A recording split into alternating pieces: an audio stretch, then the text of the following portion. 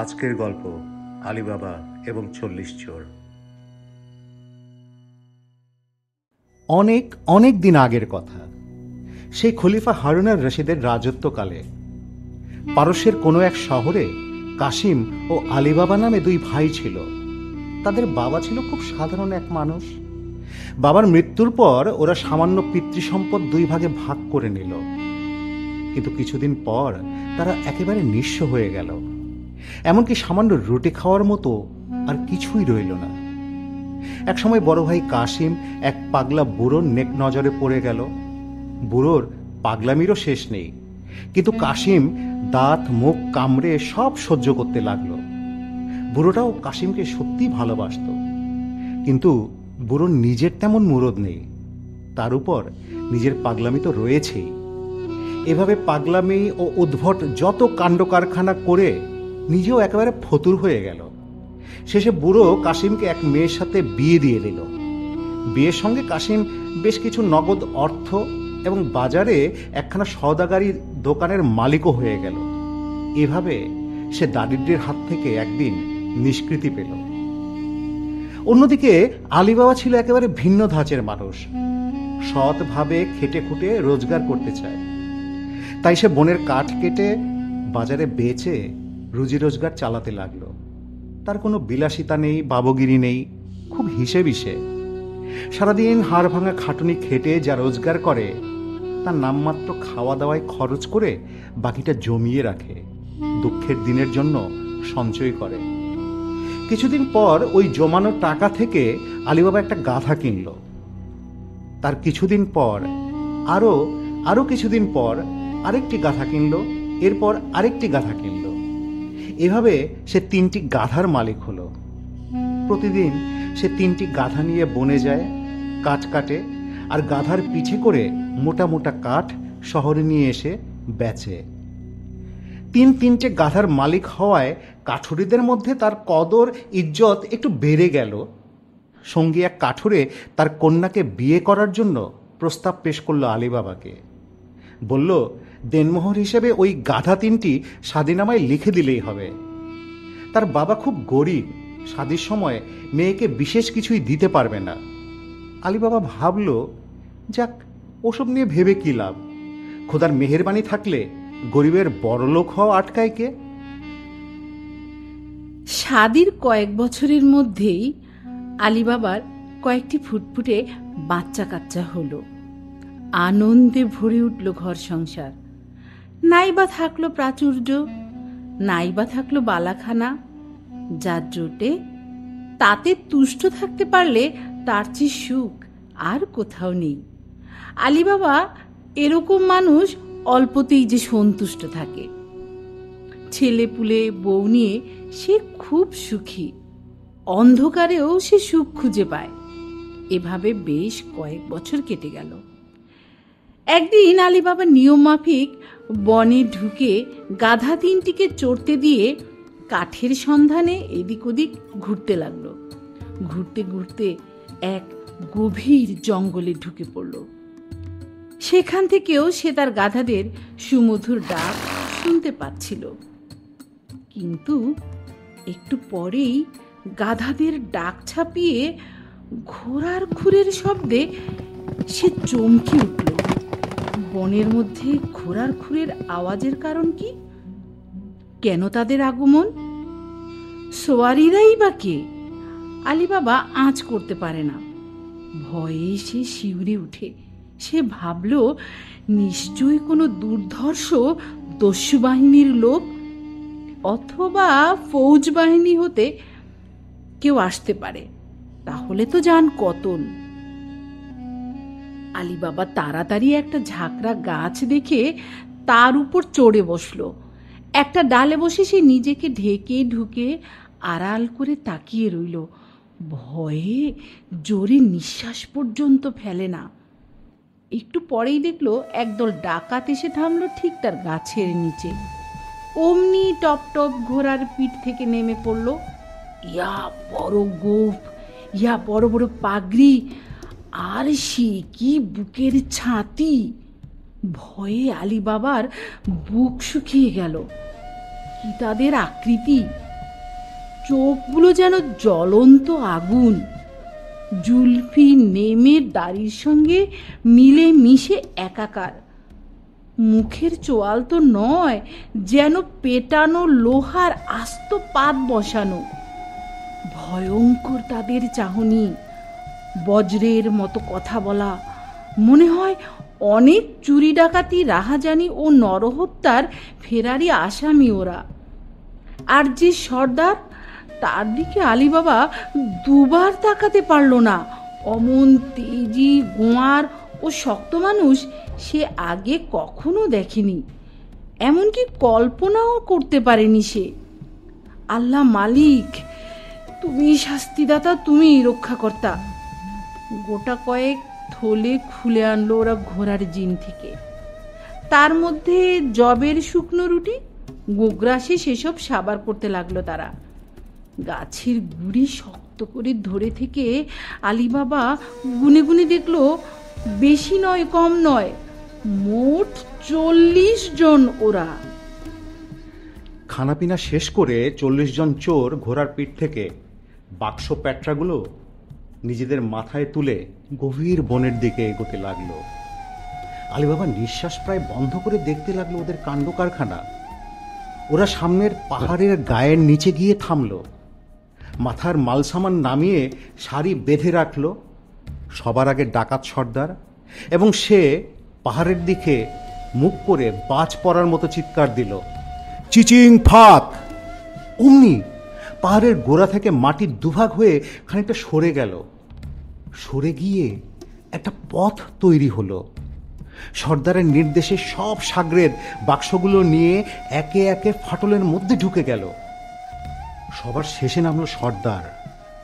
আবার সেই গুরুগম্ভীর শব্দ উঠল, চিচিং বন্ধ! আর কি আশ্চর্য, আলীবাবা দেখলো ফাটল একেবারে বন্ধ হয়ে গেল। কিছুক্ষণ আগে যে জলজ্যান্ত এতগুলো সন্ডা মানুষ দেখলো, তাদের চিহ্ন পর্যন্ত রইল না। আলীবাবা গাছের ডালে বসে ঘামতে লাগলো, কিন্তু মুখ থেকে টু শব্দ করলো না। করলে কি হতো বলা মুশকিল। যাক, ওরা দেখতে পায়নি, এই যা রক্ষে, শুকর আলহামদুলিল্লাহ। গাছের ডালে বসে একটুও নড়াচড়া না করে আলীবাবা তাকিয়ে রইল, চোখ আর ফেরাতে পারে না। কখন ওরা ফেরে, কখন সে মুক্তি পায়, এই ভাবল। অনেকক্ষণ পর আবার প্রচণ্ড শব্দ এলো তার কানে। আলীবাবা দেখল পাহাড়ের তলায় ঠিক সেই জায়গাটা আবার দুভাগ হয়ে গেছে, এবং এক এক করে 40 জন চোর খালি বাক্স প্যাট্রা নিয়ে আবার উঠে এলো। সকালে উঠে আসার পর সর্দার গুনে দেখল 39 জনই উঠে এসেছে কিনা। দেখে শুনে সে আবার হাঁক দিল, চিচিং বন্ধ! অমনি ফাটলের মুখ বন্ধ হয়ে গেল, একেবারে সমান, বোঝার কোনো উপায় নেই। ডাকাতগুলো আবার আলীবাবার গাছের দিকে এগিয়ে আসতে লাগলো। ভয়ে আলীবাবার বুক শুকিয়ে যেতে লাগলো। যদি কোনো রকমে ওরা টের পায়, তাহলে তো আলীবাবাকে এক কোপে কাতাল করে দেবে, তাতে কোনো সন্দেহ নেই। আলীবাবাও তাই একদম চুপ। না, টের পায়নি। ওরা এসে ঝটপট ঘোড়ায় চেপে আবার বনের যেদিক থেকে এলো সেদিকে চলে গেল। আলীবাবা ধরে প্রাণ ফিরে পেল। গাছ থেকে নামলো আলীবাবা, প্রাণের ভয় আর অদম্য কৌতূহল গুণে। কিন্তু ভয় তাকে পরাস্ত করতে পারল না। সেই মুহূর্তে সে ভুলে গেল তার গাধাগুলোর কথা, ভুলে গেল বিবি বাচ্চাদের কথাও।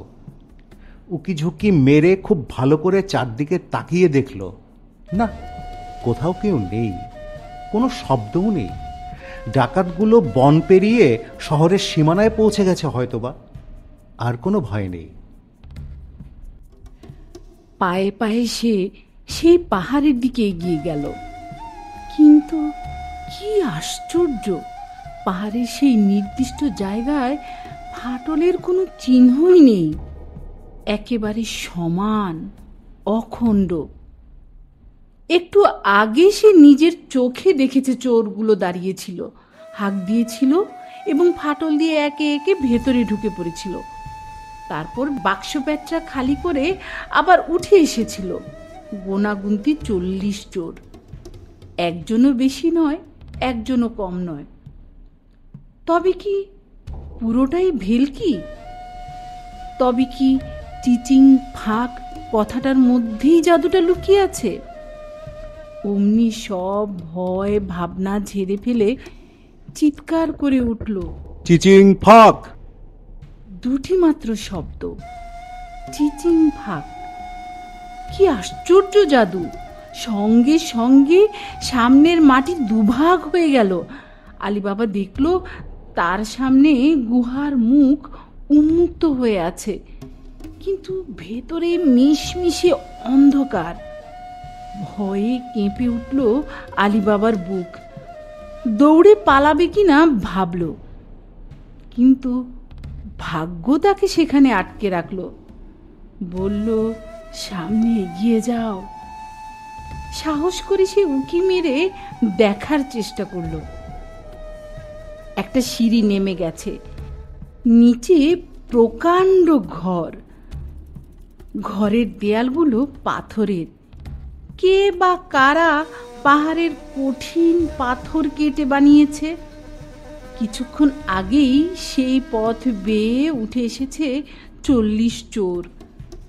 আল্লাহর নাম নিয়ে আস্তে আস্তে সিঁড়ি বেয়ে সে নেমে গেল। মাথার উপরের ছাদও এবড়ো থেবড়ো পাথরের।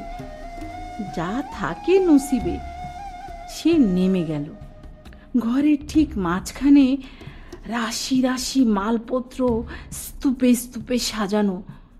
গাট গাট দামি রেশমি কাপড়, সোনার দিনার ভর্তি বাক্স, মণি মুক্তার বাক্স, আরো কত কি!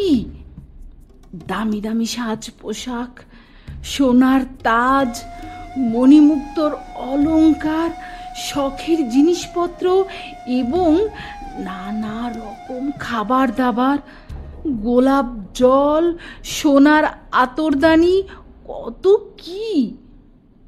ঘরের এক কোণে দেয়াল ঘেঁষে স্তূপে স্তূপে হাজার হাজার জড়োয়া গহনা, মূল্যবান মণিমাণিক্য ইত্যাদি ইত্যাদি। এক কথায় গুহাময় ঐশ্বর্য আর ঐশ্বর্যের মেলা।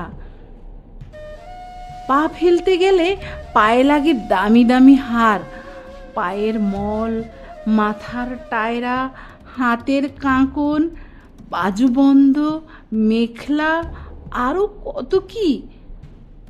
আলিবাবা হিসাব করতে পারে না কত সহস্র লক্ষ টাকার মূল্যবান সামগ্রী সাজানো ও পড়ে রয়েছে।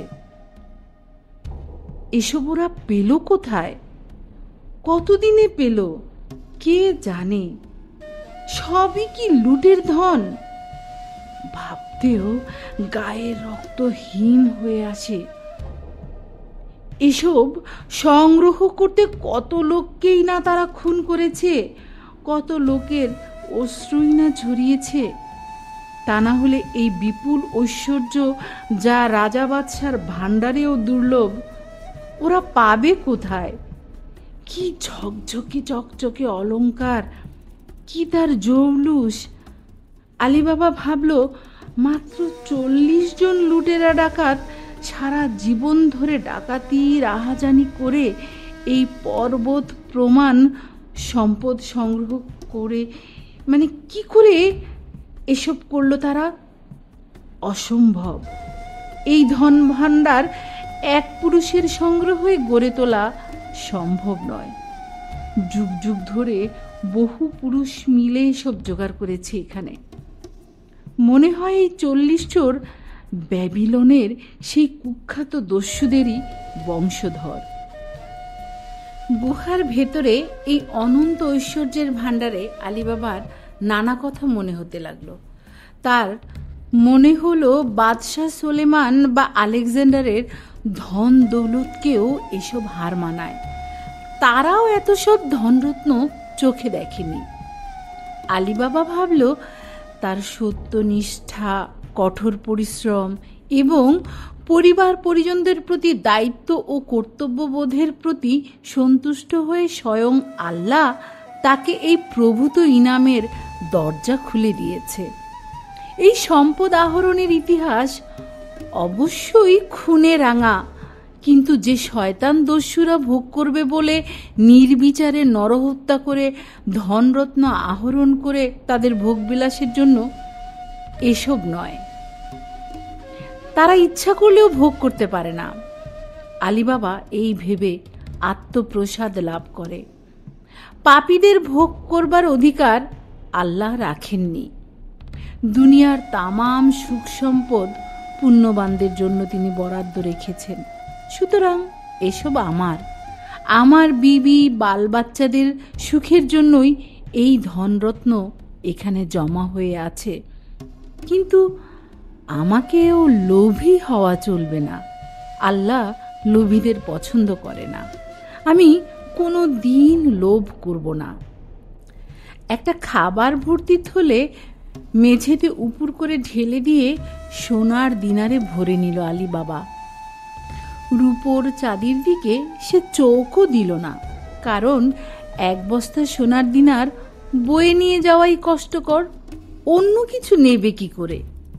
আলীবাবা বস্তাটা কাঁধে তুলে সিঁড়ি বেয়ে ওপরে উঠে আসে। আরও একটা বস্তায় সোনার মোহর ও হিরে মানিক বোঝাই করে। এভাবে এক এক করে অনেকগুলো বস্তা সে মহামূল্যবান ধনরত্নে বোঝাই করে সিঁড়ির ওপরের ধাপে নিয়ে আসে। আলীবাবা ভাবে, আর না, 3টি গাধা এর বেশি ভার বইতে পারবে না। কাঠের বোঝা তো নয়, এও হলো সোনা দানা, যেমন মূল্যবান তেমন ভারী। আজ এই পর্যন্তই থাক, পরে আবার আসা যাবে। এরপর সে খুশি মনে হাঁক ছাড়ে। চিচিং ফাক! অমনি গুহার মুখ খুলে যায়। সে শেষ বস্তাটা নিয়ে আসে। আলীবাবা গাধা 3টা নিয়ে আসে। বস্তাগুলো সমান ভাগে ভাগ করে গাধার পিঠে তুলে দেয়, ভালো করে বেঁধে দেয়। এরপর চিচিং বান বলতেই গুহার মুখ বন্ধ হয়ে যায়। একেবারে নিখুঁত সমান, কোথাও কোনো ফাটল নেই, একটুও চিহ্ন নেই। এরপর গাধা 3টাকে আদর সোহাগ মাখা নানা সম্বোধন করে তাড়াতে তাড়াতে খুশি মনে শহরে ফিরে এলো। বাড়ির সামনে এসে আলীবাবা দেখল সদর দরজা ভেতর থেকে বন্ধ। কেন জানি না আপনা থেকে মুখ থেকে বেরিয়ে এলো চিচিং ফাক, আর তখনই দরজা খুলে গেল। তারপর গাধাগুলোকে নিয়ে ভেতরে ঢুকলো, পিছন ফিরে বলল চিচিং বন্ধ, আর তখনই বন্ধ হয়ে গেল। অবাক কাণ্ড তো। থাকবে, আলীবাবার ভাবল না। আলীবাবার বিবি গাধার সুমধুর ডাক শুনে বাইরে এসে তাজ্জব বনে গেল। হায় আল্লাহ, সদর দরজা তো নিজের হাতে বন্ধ করেছিলাম আমি, তুমি ঢুকলে কি করে গো?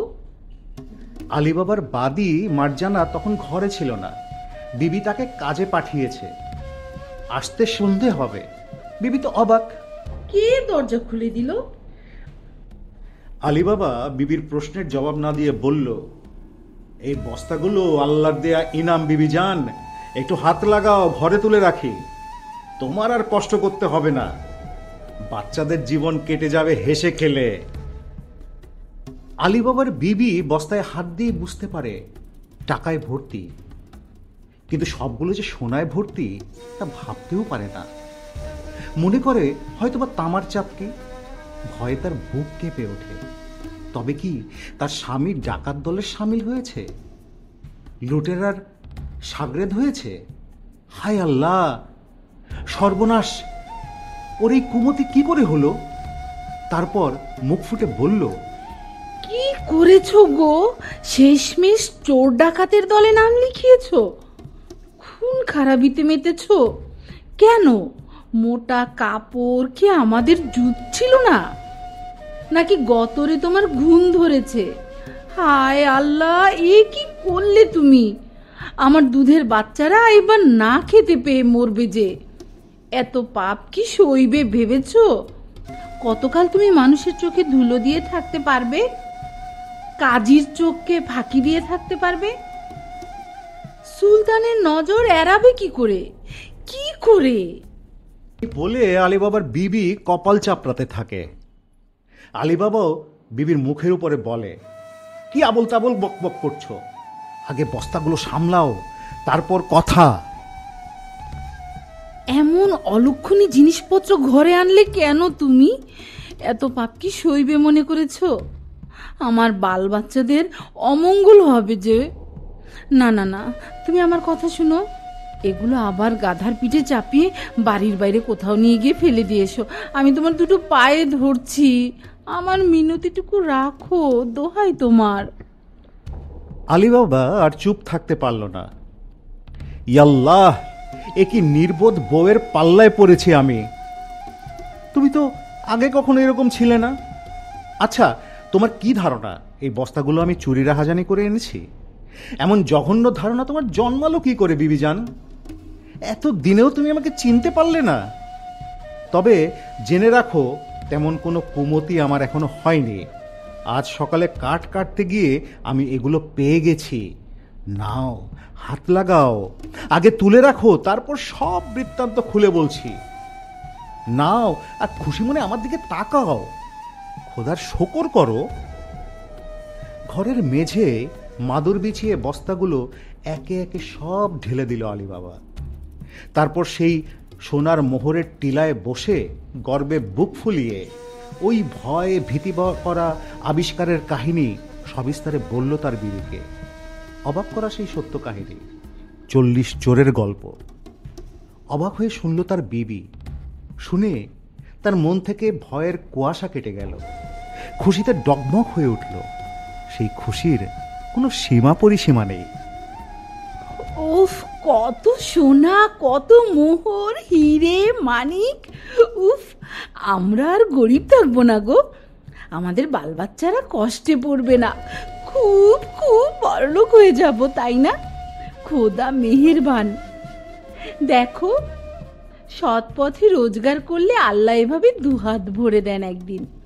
কিন্তু আমি ভাবছি, এত সোনা দানা ওই শয়তানরা কত মানুষকে খুন জখম করেই না জমিয়েছে, তা তাদের ভোগে লাগলো কি? লাগে না, পাপের ধন প্রায়শ্চিত্তে যায়। আলিবাবার বিবি খুশিতে মাতোয়ারা। একটা একটা করে ওই মোহর গুনতে বসে যায়। আলিবাবা হাসে আর বলে, ধুর পাগলি, ও কি করছো? এত মোহর গুনে কি শেষ করা যাবে? রাখো তোমার গোনা, ওতে কাজ নেই। এখানে ঘরের মেঝে এভাবে ফেলে রাখলে তো চলবে না। এক কাজ করো, পাকঘরের মেঝে একটা বড় গর্ত করো, সব পুঁতে রাখবো। যখন যা দরকার তখন নেওয়া যাবে।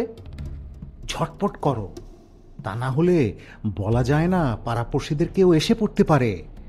তখন 5 কান হতে হতে 7 কান হতে হতে শেষে কোতোয়ালের কানে চলে যাবে। কিন্তু আলিবাবার বিবি সে কথা তেমন গুরুত্ব দিল না।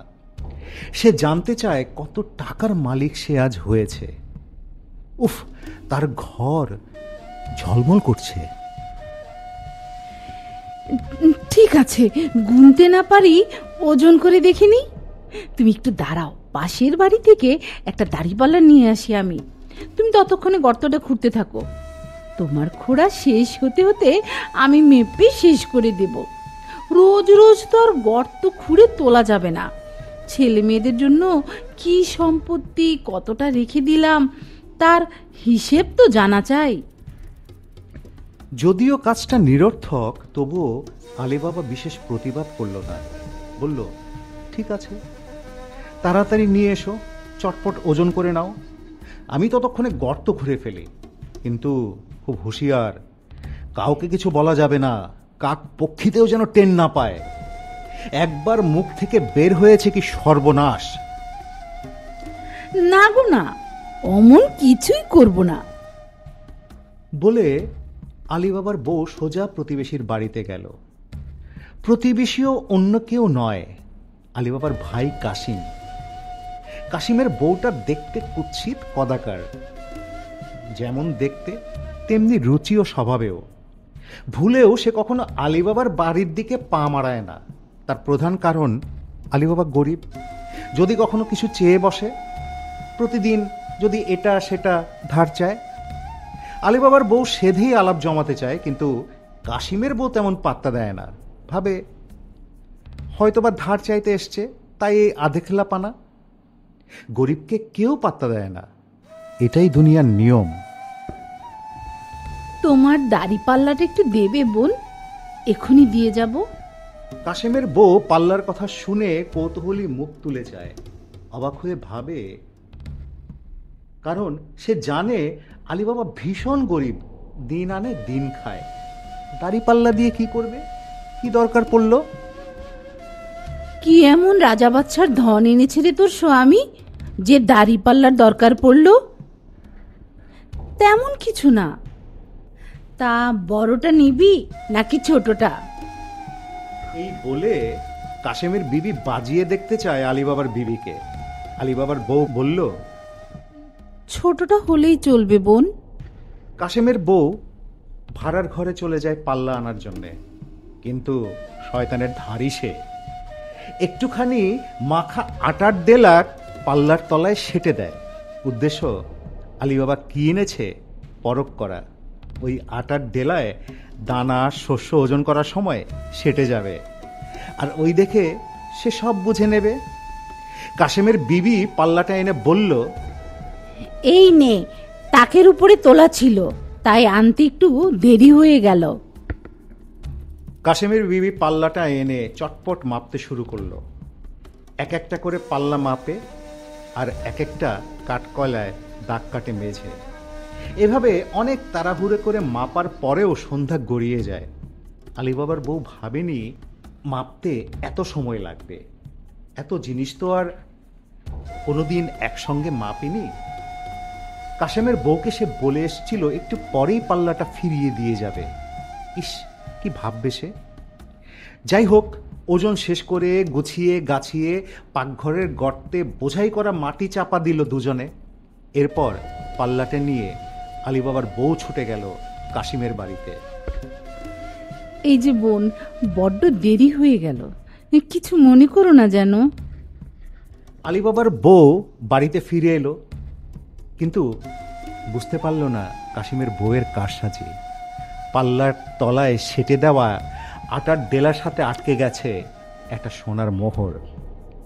কাশিমের বউ দেখল জব নয়, গম নয়, ভুট্টাও নয়, আটার সাথে সেটে আছে জলজ্যান্ত একটা স্বর্ণমুদ্রা। ঝলমল আলোয় ভরে গেল তার ঘর। অমনি ঈর্ষা আর পরশ্রী কাতরতার আগুন দপ করে জ্বলে উঠল তার বুকে। আরে সোনার মোহর, এত দৌলতের মালিক সে! গুনে শেষ করতে না পেরে পাল্লা নিয়ে মেপে ঘরে তুলে, ওরে আমার নসিব রে, আমার কি হবে রে! কাশিমের বউয়ের মাথা ঝিমঝিম করে ওঠে, কলজেটা পুড়ে যেতে থাকে, ছায়ের মতো ফ্যাকাশে হয়ে যায় মুখ চোখ। অমনি মুখ দিয়ে অভিশাপ বেরিয়ে আসতে থাকে। হে খোদা, একমাত্র তুমি এর ভেদ করো। ওই বেহুদা মেয়েটা এত সোনা কোথায় পেল? ওর সব ধন যেন উচ্ছন্নে যায়, এই মুহূর্তে শেষ হয়ে যায়। তাহলে আমি পীরের দরগায় সিন্নি দিয়ে আসব, 500 ভিখারিকে ভিক্ষা দিব। এই বলে সে সারা বাড়ি দাপাদাপি করতে লাগলো। সন্ধ্যার অনেক পরে কাশিম দোকান বন্ধ করে ফিরবে। ততক্ষণ পর্যন্ত কাশিমের বিবি ধৈর্য ধরে বসে থাকতে পারবে না। তক্ষুনি সে কাজের লোককে দোকানে পাঠিয়ে দিল কাশিমকে ডেকে আনার জন্যে। কাশিম অসময়ে দোকান বন্ধ করে ঘরে ফিরে এলো। তাকে দেখা মাত্র কাশিমের বিবির রাগ, ক্ষোভ এবং আক্রোশ বেড়ে গেল। প্রায় উন্মাদিনীর মতো অবস্থা তার। কাশিমের উপর রাগ ঝাড়তে লাগলো শিলাবৃষ্টির মতন। সমানে খারাপ কথা বলতে লাগলো, বাক্য বান মারতে লাগলো তীক্ষ্ণ তীরের ফলার মতন। কাশিম কিছুই বুঝতে না পেরে কাছে গিয়ে বিবিকে সোহাগ জানিয়ে বলল, কি হয়েছে, এত উত্তেজিত কেন? থাক, অত সোহাগ জানাতে হবে না। বলি, চোখের মাথা খেয়ে বসে আছো নাকি? কেন, কি হয়েছে? আমার মাথা হয়েছে, এই দেখো কি হয়েছে। এই বলে সোনার মোহরটা সে কাশিমের নাকের ডগায় ছুঁড়ে মারল। দেখো, চোখ মেলে চেয়ে দেখো, তোমার গুণধর ভাইটি বাড়ি থেকে খয়রাতি এসেছে তোমার কাছে। তুমি তো একটা দোকানের মালিক হয়ে গর্বে মাটিতে পা পড়ে না। তোমার অহংকার, তোমার মতো রোজগার আর কেউ করতে পারে না। কিন্তু ভুল, সব ভুল। তোমার ভাইয়ের 3টি মাত্র গাধা, লাকড়ি বেচে খায়। তার ঘরে আজ সোনাদানা রাখার জায়গা নেই। এত ধন দৌলত যে গুণে শেষ করতে পারে না। আমার কাছ থেকে দাড়িপাল্লা নিয়ে ওজন করে রাখে। আর তুমি একটা অপদার্থ। আমার বাপের দেওয়া একটা দোকান হাতে পেয়েও কিছু করতে পারো না। মোটা টাকা ঘরে আনতে পারো না। মুরদ নেই 1 ছটাক।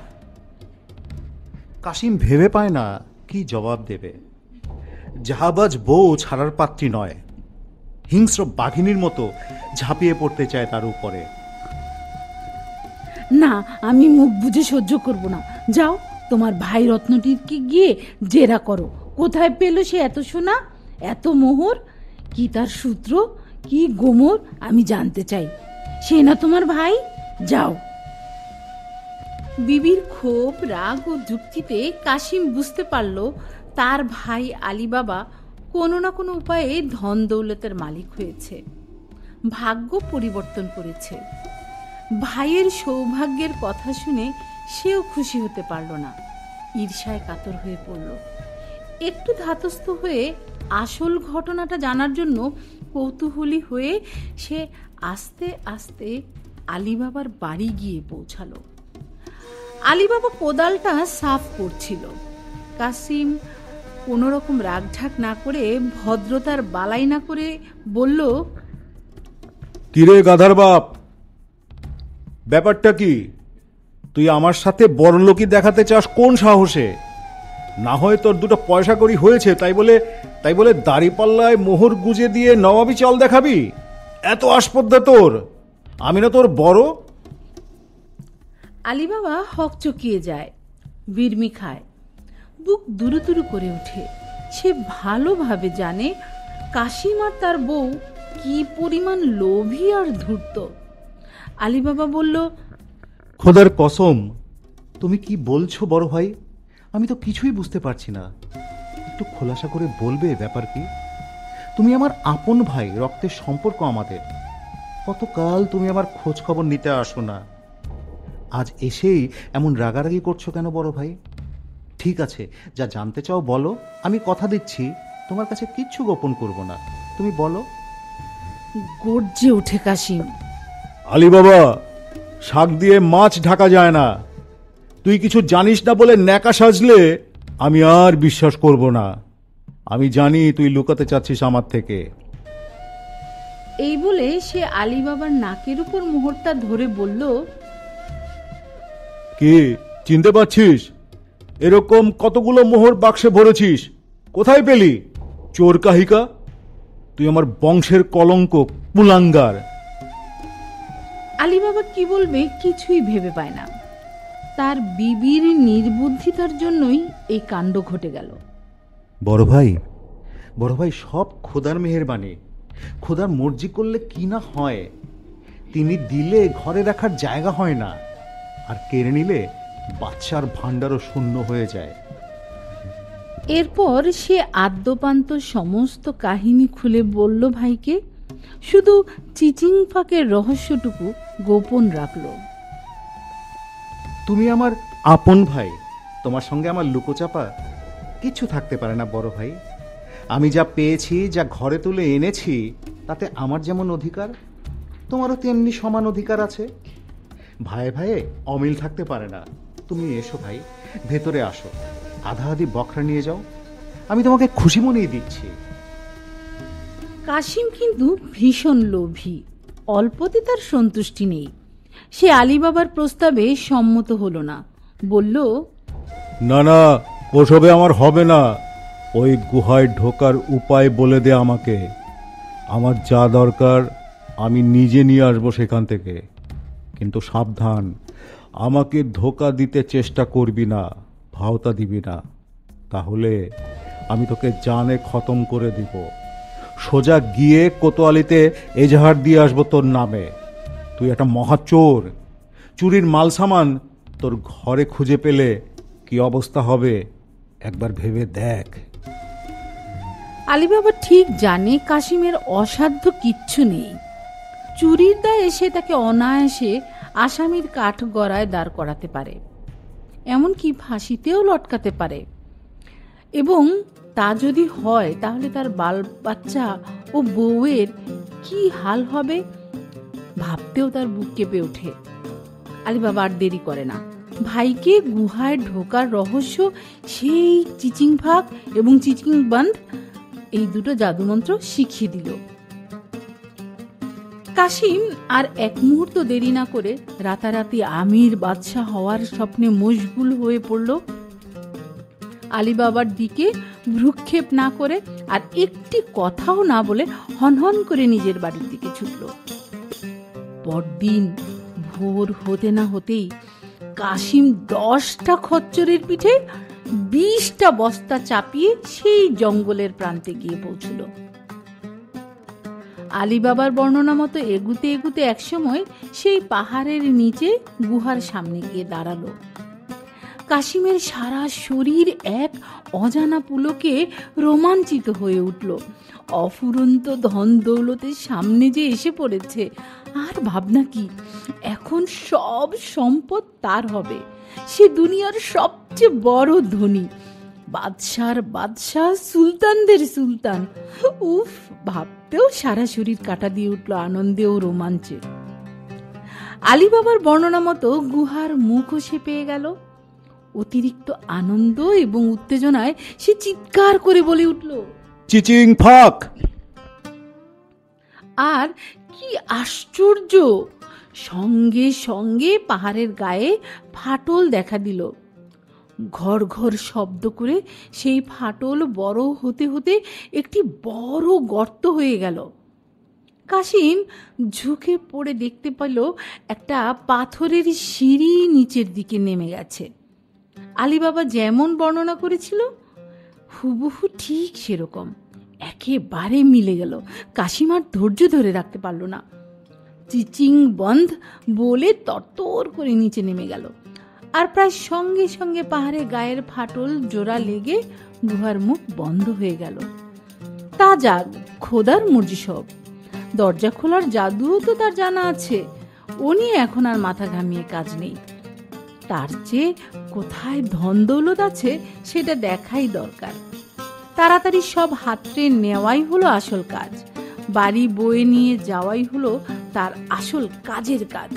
কি করে সেসব বস্তাবন্দি করে ওপরে উঠানো যাবে তাই ফন্দি ফিকির মনে মনে ভাজতে লাগলো সে।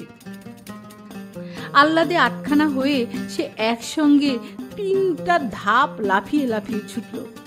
সিঁড়ি বেয়ে গুহার নিচে ঢোকার সঙ্গে সঙ্গে মণি মাণিক্য হিরে জহরতের জেলায় তার চোখে ধাঁধা লেগে গেল, মাথা ঘুরে গেল। ইয়া আল্লাহ, দুনিয়াতে এত ধন দৌলত থাকতে পারে সে কল্পনা করতে পারেনি কোনোদিন। সোনা দানা হিরে মুক্তোর কি জেল্লা রোশনাই! একের পর এক বস্তা ভরতে লাগলো কাশিম। শুধু সোনা মোহর মণিমাণিক্য ছাড়া কম দামি আর কিছুতেই সে হাত দিল না। কিন্তু কতই বা সে নিতে পারে, যেদিকে তাকায় চোখ আটকে যায়, কোনটা ফেলে কোনটা নিবে বুঝে উঠতে পারে না। মাত্র 10টা খচ্চর আর 20টা বস্তা মাত্র সে এনেছে, ওরা কত ভারী বা বইতে পারবে। কাশিমের মাথা ঘুরে গেল। বস্তাগুলো একে একে টানতে টানতে সিঁড়ির তলায় জড়ো করলো। এবার গুহার মুখ খুলে বাইরে বের হওয়ার পালা। কিন্তু সেই যে কি যেন ফাঁক, ধুর, কিছুতেই তো মনে পড়ছে না। সর্বনাশ, তাহলে বের হবে কি করে? এরই মধ্যে সে মন্ত্রটা ভুলে গেল। অনেক চেষ্টা করেও সে সেই চিচিং শব্দটা মনে করতে পারে না। তাহলে উপায়? আচ্ছা, সে ভুললো কি করে? ধুর, কি করে ভুল হয়? মুহূর্তে কাশিমের মুখ সাদা ফ্যাকাশে হয়ে যায়, ভয়ে গলা কাঠ হয়ে যায়, বুক দুরু দুরু করে ওঠে, জোরে সে চিৎকার করে ওঠে, সিম ফাক! না, খুলল না তো। আবার গর্জে উঠে, আবার ফাঁক! আবার আবার, কিন্তু দরজা একটুও ফাঁক হয় না। কাশিম আবার চিৎকার করে উঠে, শিম ফাঁক, আলু ফাঁক, লাউ ফাঁক, হীরা ফাঁক। কিন্তু সেই দরজা আর খুলে না। কাশিম ঘামতে থাকে, ভয়ে শিউরে উঠে, দাঁত মুখ খিচিয়ে এসে প্রাণপণে মনে করতে চেষ্টা করে সেই চিচিং শব্দটি। হায় রে, দুনিয়ায় যত বস্তুর নাম মনে পড়ে যায়, শুধু ওই চিচিং ছাড়া কিছুতেই মনে করতে পারে না। না না না, হায় হায় রে পোড়া কপাল, কি হবে এখন? অসহায় ভাবে সে তার কপাল চাপড়াতে থাকে। ই আল্লাহ! হায় হায় আল্লাহ, আমার পোড়া কপাল, আমার এখন কি হবে? অসহায় ভাবে সে দুহাতে কপাল চাপড়াতে থাকে। আল্লাহ, আল্লাহ, এ কি হলো আমার? একটু আগেও যা জিভের ডগায় ছিল, এখন কোথায় গেল? এখন মনে পড়ছে না কেন? এখন মনে পড়ছে না কেন? কেন কেন? পাথরের দেয়ালে সে মাথা কুটতে থাকে, কিন্তু ব্যথা পাওয়া ছাড়া আর কিছুই জোটে না। হতাশ হয়ে পড়ল সে, চোখে অন্ধকার দেখতে লাগলো। অবসাদ নেমে এলো দেহে, নেতিয়ে পড়ে যায় পাথরের মেঝেতে। শরীর অসাড় হয়ে পড়ে, চোখে তন্দ্রা নেমে আসে, আর ভাবতে পারে না।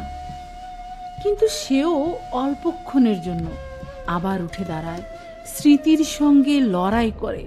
কত শব্দ মনে পড়ে যায়, কত ফলের নাম, ফুলের নাম, শস্যের নাম, পাখির নাম, সবজির নাম, কিন্তু আসল বস্তুটির নাম মুখে আসে না। স্মৃতি তার সঙ্গে বেইমানি করে। কাশেম বুঝতে পারে এ আল্লাহরই কারসাজি, দুনিয়ার মালিকের খেল। তিনিই তাকে সমুচিত শিক্ষা দেওয়ার জন্য তার স্মৃতি থেকে শব্দটি বেমালুম লোপাট করে নিয়ে গেছেন, তার লোভের সাজা দিচ্ছেন। খোদা, সবই তার মর্জি, সবই তার খেল। আল্লাহ, আমাকে মাফ করো, আমি আর কখনো লোভ করব না। আমাকে এই সোনার কয়েদখানা থেকে মুক্তি দাও তুমি। আমি ওয়াদা করছি আল্লাহ, কসম খাচ্ছি, এই সোনা দানা হিরে জহরত কিছুই সঙ্গে নিয়ে যাব না। আমাকে বিশ্বাস করো খোদা, আমি তোমাকে মিথ্যা ধাপ্পা দিচ্ছি না। সত্যি সত্যি আমি আর কোনো সম্পদের উপরে লোভ করব না। একটিবার, শুধু একটিবার তুমি আমার গুনাহ ক্ষমা করে দাও, আমাকে মুক্তি দাও, আমাকে আমার বাল বাচ্চার কাছে যেতে চাও। কিন্তু কাশিমের খোদা সে কথায় কর্ণপাত করল না। গুহার মুখ উন্মুক্ত হল না। এরপর কাশিমের অবস্থা উন্মাদের মতো হয়ে গেল। বড় বড় হীরের টুকরোগুলো মুঠো ভরে নিয়ে পাথরের দেয়ালে সে ছুঁড়ে মারতে লাগলো। কান্নায় ভেঙে পড়ল, উন্মাদের মতো ছুটোছুটি করতে শুরু করলো। কিন্তু তাইবার কতক্ষণ? ক্লান্তিতে দেহ এলিয়ে পড়ে, ঘুমে আচ্ছন্ন হয়ে আসে চোখ, মাথা ঝিমঝিম করতে থাকে। তারপর সে এবড়ো থেবড়ো পাথরের মেঝেতে ঢলে পড়ে, একেবারে ঘুমিয়ে পড়ে। ঘুমিয়ে ঘুমিয়ে সে স্বপ্ন দেখে কারা যেন গুহার মুখ খুলে দিয়েছে। এক ঝলক সূর্যের আলো এসে পড়েছে তার মুখে। আহা কি আরাম! অন্ধকারার মাঝে আহা কি মুক্তি! কিন্তু ও কারা আসে? কাদের পায়ের শব্দ?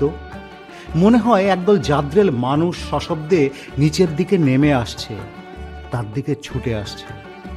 ওরা কারা?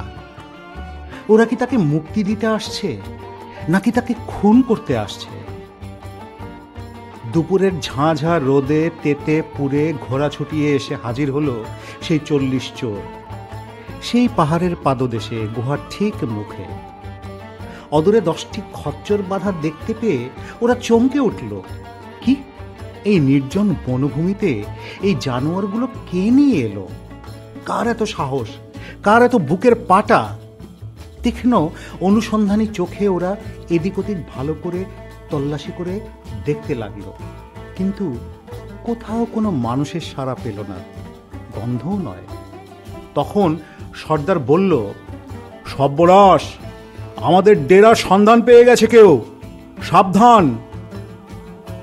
অন্য একজন বলল, সন্ধান পেলেই বা কি, চাবিকাঠি জানবে কি করে, সে তো আর ভেলকি জানে না।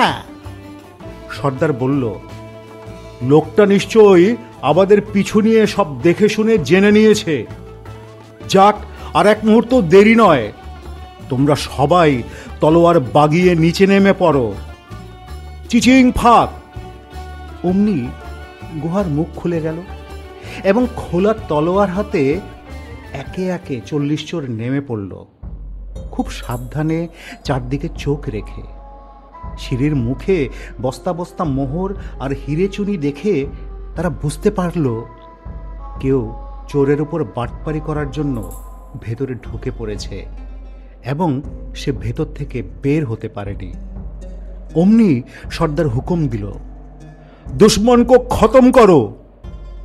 সর্দারের সিংহ গর্জনে কাশিমের ঘুম টুটে গেল, স্বপ্নও ছুটে পালালো।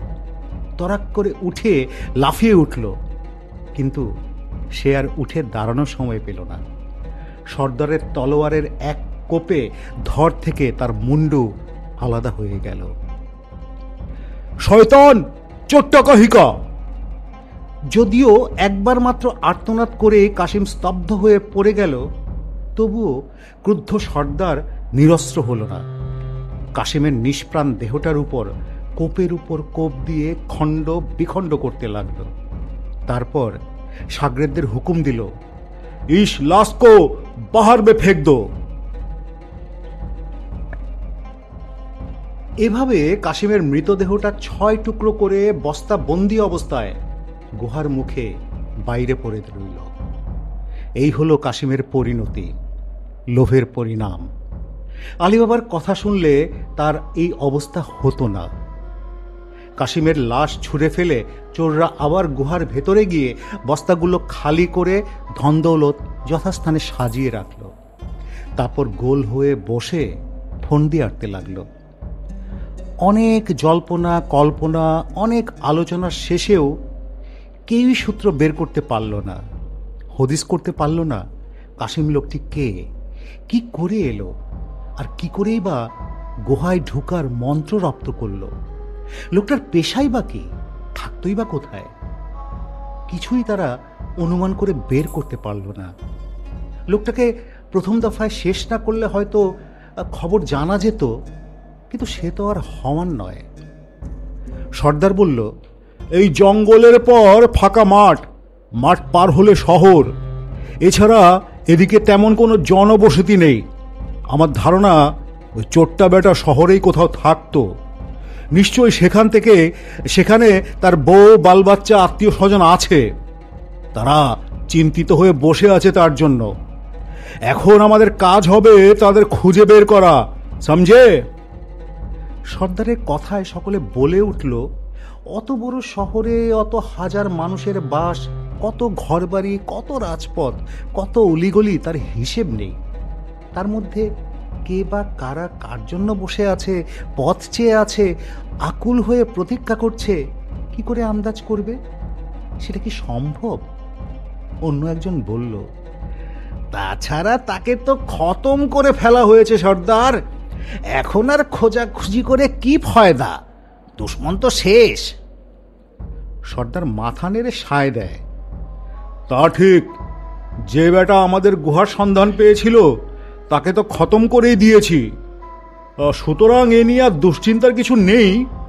তবে এখন থেকে আমাদের আরো সতর্ক থাকতে হবে, আরো সাবধান হয়ে গুহা খুলতে হবে, আগে পিছে দেখে নিতে হবে। তারপর সকলে ওরা বেরিয়ে চিচিং বন্ধ বলে গুহার দরজা বন্ধ করে নতুন ধান্ধায় বেরিয়ে পড়ল। ঘোড়ায় ওঠার আগে ওরা কাশিমের খচ্চরগুলোকে কোচোকাটা করে যেতে কসুর করল না। কাশিমের এই পরিণতির জন্য তার লোভী বিবিটাই দায়ী। সে যদি কাশিমকে মোহরটা দেখিয়ে প্রলুব্ধ না করত, উত্তেজিত না করত, তাহলে তাকে এভাবে বেঘরে প্রাণ দিতে হতো না।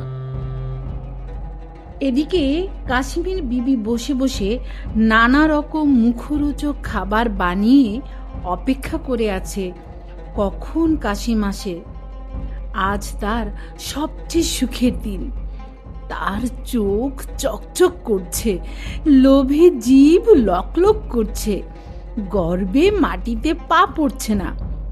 এক্ষুনি তার স্বামী ফিরবে 10টা খচ্চর নিয়ে, 20 বস্তা সোনা দানা নিয়ে। উফ, কি আনন্দ, কি সুখ! পাড়াপড়শি তাকে দেখে সমীহ করবে। অত সোনা সে রাখবে কোথায়? অত ধনদৌলত দিয়ে সে করবে কি? কিভাবে খরচ করবে? ভাবতে ভাবতে সে বাদশাহ বেগমের খোয়াব দেখতে লাগলো। দাস দাসী বাদী নফর চাকরদের সে হুকুম দিচ্ছে আর তারা তা তামিল করছে। এসব রঙিন চিন্তা আর সুখ স্বপ্নে দিন শেষ হয়ে যায়। রাতের আধার ঘনিয়ে আসে। আস্তে আস্তে কাশিমের কথা ভেবে চিন্তিত হয়ে পড়ে। এতক্ষণ তো ফিরে আসার কথা। অন্ধকার জঙ্গলে তো মানুষের থাকার কথা নয়। হিংস্র জন্তু জানোয়ারই থাকে সেই বনে। বেশি রাত হলে বিপদ তো। বাঘ ভাল্লুকের মুখে পড়বে না তো আবার? এসব বদ চিন্তা আসতেই কাশিমের বিবি শিউরে উঠে। তাহলে কি হবে? কে তাকে রক্ষা করবে? একলা মানুষ, লড়াই করবে কি করে? ভাবতে ভাবতে সে আলীবাবার কাছে ছুটে গেল। আলীবাবা তখন কুড়ুলে শান দিচ্ছিল। কাশিমের বউ বলল, শোনো ছোট শেখ, রাত তো 1 প্রহর কেটে গেল, তোমার বড় ভাই তো এখনো ফিরলো না। ভাই, কি ব্যাপার বলো তো? কোনো বিপদ আপদ হয়নি তো? বড় ভাবনা হচ্ছে ভাই, তুমি একটু আগ বাড়িয়ে দেখবে নাকি? ও, এখনো ফেরে নাই বুঝি? তার চিন্তার কিছু নেই ভাবিজান। অত ধন দৌলত নিয়ে দিনের আলোতে ফেরাও তো ঝুঁকির কথা। লোকে জানাজানি হয়ে গেলে, বাদশার কানে গেলে নানান হুজ্জত। বড় ভাই আবার এসব ব্যাপারে খুব হুঁশিয়ার রাখবে। সময় বুঝে ঠিক চলে আসবে, ঘাবড়াও মাত ভাবিজান। আলীবাবার যুক্তি শুনে কাশিমের বউ খানিকটা আশ্বস্ত হয়। আলীবাবা বলে, ভাবিজান, এখানে একটু বসো না। আমার মন বলছে কি জানো, এক্ষুনি এসে পড়বে। বাচ্চাদের খাওয়া দাওয়া করিয়ে দিয়েছো? রাত আরো বাড়তে লাগলো, কিন্তু কাশিম তবু ফিরল না। কাশিমের বউ আবার উৎকণ্ঠিত হয়ে পড়ল। মন দিল খারাপ হয়ে গেল। আলীবাবাকে আবার জিজ্ঞেস করে, এখনো কি তুমি মনে করছো এই নিশতি রাতে বড় শেখ ফিরে আসবে? আসার সময় আছে? না ভাবিজান, এখন আর ফেরার কোনো আশা নেই। আমার মনে হচ্ছে মালপত্র বস্তাবন্দি করতেই তার সন্ধে হয়ে গেছে। বনের সাপ, খোপ আর নানা জন্তু জানোয়ারের ভয়ে আমার মনে হয় সে গুহার ভেতরেই রয়ে গেছে। কাল সকালে চলে আসবে, সবুর করো। আলীবাবার অনুমান সত্য হলো না। পরদিন সকাল গেল। দুপুরে আলীবাবা শঙ্কিত হয়ে নিজের 3 গাধা নিয়ে জঙ্গলের পথে রওনা হলো। পাহাড়ের কাছাকাছি পৌঁছতেই কাশিমের 10 খচ্চরের দশা দেখে সে আঁতকে উঠল। সর্বনাশ! বড় ভাই আর জীবিত নেই। নিশ্চয়ই ডাকাতদের হাতে ধরা পড়ে তার জান খতম হয়েছে। ভীত কম্পিত কণ্ঠে সে কোনো মতে বলতে পারল, চিচিং ফাক। সঙ্গে সঙ্গে গুহার দরজা খুলে গেল। আলী বাবা তরতর করে সিঁড়ি বেয়ে নামতে লাগলো। একটু নামতেই চোখে পড়ল চাপ চাপ রক্ত। তার বুকটা ছ্যাদ করে উঠল। হায়, তার লোভী ভাইটা শেষ হয়ে গেছে। কিন্তু গুহার ভিতরে তন্ন তন্ন করে খুঁজেও ভাইয়ের দেহের কোনো হদিস পেল না। শোকে দুঃখে কাতর হয়ে সে গুহা থেকে বাইরে চলে এলো। এদিক ওদিক খুঁজে অদূরে দেখতে পেল রক্তমাখা একটা বস্তা। বস্তা খুলতেই সে শিউরে উঠে কান্নায় ভেঙে পড়ে। ডাকাতরা তার ভাইকে 6 টুকরো করে কেটে বস্তায় পুড়ে ফেলে গেছে। শুধু এইটুকুই সান্ত্বনা যে লাশটা গুম করে ফেলেনি। চটপট সে বস্তাটা গাধার পিঠে তুলে নিয়ে বাড়ির পথে রওনা দিল। যা হওয়ার হয়ে গেছে, এখন বাড়ি ফেরা দরকার। ডাকাতদের নজরে পড়ার আগেই সরে পড়া উচিত। আলী বাবার বাদী সুন্দরী মার্জানা ঘর থেকে দেখতে পেল আলী বাবা আসছে। সে যেমন শানিত তলোয়ারের মতো ছিপছিপে সুন্দরী, তেমনি বুদ্ধিতেও তীক্ষ্ণ তরবারি। মনিবের সাড়া পেয়েই সে ছুটে গেল। আলী বাবা বলে, মারে, বস্তাটা একটু হাত লাগা তোমার। দুজনে ধরাধরি করে বস্তাটা ঘরে তোলে। বুদ্ধিমতী রূপসী মার্জানা তখনই বুঝে ফেলে ব্যাপার কি। যা হবার তা হয়ে গেছে। আলী বাবা বলে, আমি জানি মা, তোর অনেক বুদ্ধি। এখন যে বিপদ আমাদের ঘাড়ে এসে পড়েছে তা সামলানোর মতো বুদ্ধি আমার নেই। তুই মা একটা উপায় বের কর, সব কিছু যেন ঠিকঠাক সুরাহা হয়। আমার মাথায় কিছুই আসছে না। মার্জানা আলী বাবাকে আশ্বাস দিয়ে বলে, আপনার কিছু চিন্তা করতে হবে না আব্বাজান, আমি সব ব্যবস্থা করছি। আলী বাবা আবার বলে, ভাইয়ের মৃতদেহটা কবর দিতে হবে, কিন্তু এই টুকরো টুকরো করা লাশ দেখলে পাড়া প্রতিবেশী ভয়ে আটকে উঠবে, নানা কথা বলে হাট বসিয়ে দেবে। কারো মুখ তো আর চাপা দিয়ে রাখতে পারবো না আমরা।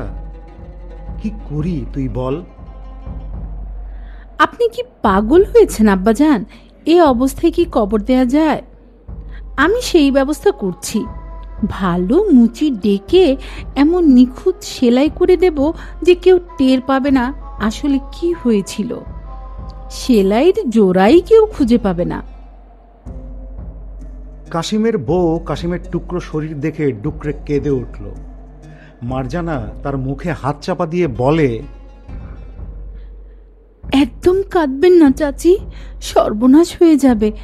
দাঁড়ান, আগে ঠিকঠাক করে নেই, তারপর কাঁদবেন। কাশিমের বউ ব্যাপারটা আঁচ করে চুপ করে গেল। মার্জানা তাড়াতাড়ি পাড়ার হেকিমের দাওয়াখানায় চলে যায়। গিয়ে বলে, হেকিম সাহেব, আমার চাচার বহুত বিমার, বুকে কফ জমেছে, ব্যথা আছে, খানা বন্ধ হয়ে গেছে, জলদি দাওয়াই দিন মেহেরবানি করে। হেকিম আরো নানা কথা জিজ্ঞেস করে এক শিশি দাওয়াই দিল। বলল, বড় খারাপ বেমার বেটি, বড় খারাপ বেমার। আজ রাত যদি টিকে থাকে তবে খানিকটা আশা আছে। কেমন থাকে কাল ফজরের সময় এসে জানিয়ে যেও বেটি, তখন নতুন দাওয়াই দেব। পরদিন খুব জোরে কাঁদতে কাঁদতে দাওয়াখানায় ঢুকে মার্জানা বলে,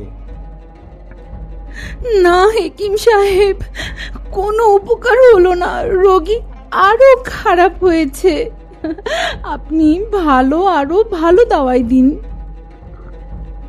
দাওয়াইতে আর কাজ হবে না মা, এবার খোদার নাম নিতে বলো গে। মার্জানা ঘরে ফিরে কাশিমের বউকে বলল, নাও চাচি, এবার মরা কান্না কাঁদতে শুরু করো। এই বলে সে নিজেও কাঁদতে শুরু করলো। সঙ্গে সঙ্গে খবর ছড়িয়ে পড়ল।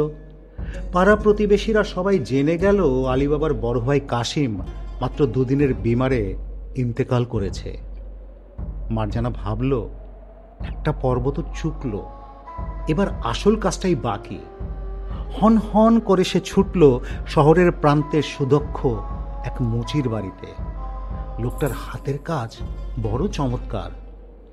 এর আগে সে এই মুচির দোকান থেকে জুতো বানিয়ে এনেছে। সুচারুতার কাজ, সূক্ষ্ম তার সূচের ফোঁড়। মুচি তখন তার দোকানে বসে জুতা তৈরি করছিল। মার্জানা মুখে মধু ঢেলে বলল, শেখ মুস্তাফা, আজ তোমাকে আমার বড় দরকার। আমার বাড়িতে গিয়ে একটা জরুরি কাজ করে দিয়ে আসতে হবে।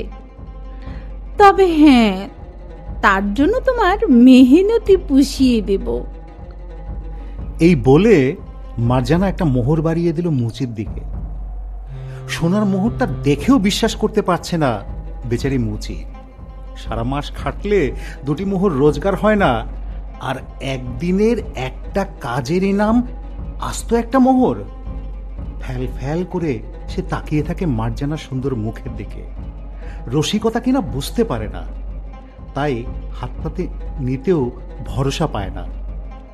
মার্জানা বুঝতে পেরে মুচির হাতে মোহরটা গুজে দিয়ে বলে, নাও, আর দেরি করো না, এখনই কাজে যেতে হবে। কাজ শেষ করে দিলে পুরো মজুরি পাবে। মেয়েটা বলে কি, একটা কাজের জন্য এই মোহর ছাড়া আরো দেবে? কি এমন কাজ? কিন্তু কাজটা খুব গোপনীয়। কসম খেয়ে বলতে হবে শেখ, এই জিন্দেগিতে কারো কাছে মুখ খুলবে না। এই জন্যই যোগ্য মজুরির চেয়ে অনেক বেশি দেব তোমাকে। মুস্তাফা মুচির দোকানের লতি ধরে বলে, তবা তবা, আপনি বারণ করেছেন, আমি আর কাউকে বলতে পারি কখনো? এই কসম খাচ্ছি, যদি কাউকে বলি আমার জিভ খসে পড়বে। তাহলেও বিশ্বাস নেই শেখ। তুমি এক কাজ করো, এই কাপড় দিয়ে তোমার চোখ বেঁধে দিচ্ছি। আমি তোমার হাত ধরে নিয়ে যাব, তোমার কোনো অসুবিধা হবে না। আমি চাই না তুমি আমার ঠিকানা জেনে যাও। মুচি ঘাড় নেড়ে বলল, ঠিক আছে ঠিক আছে, কি হবে ঠিকানা জেনে? কে জানে, হয়তো মনের খেয়ালে একদিন ফস করে বলে ফেলবো। তার চেয়ে এই ভালো সুন্দরী, ইচ্ছা হলেও কাউকে বলতে পারবো না।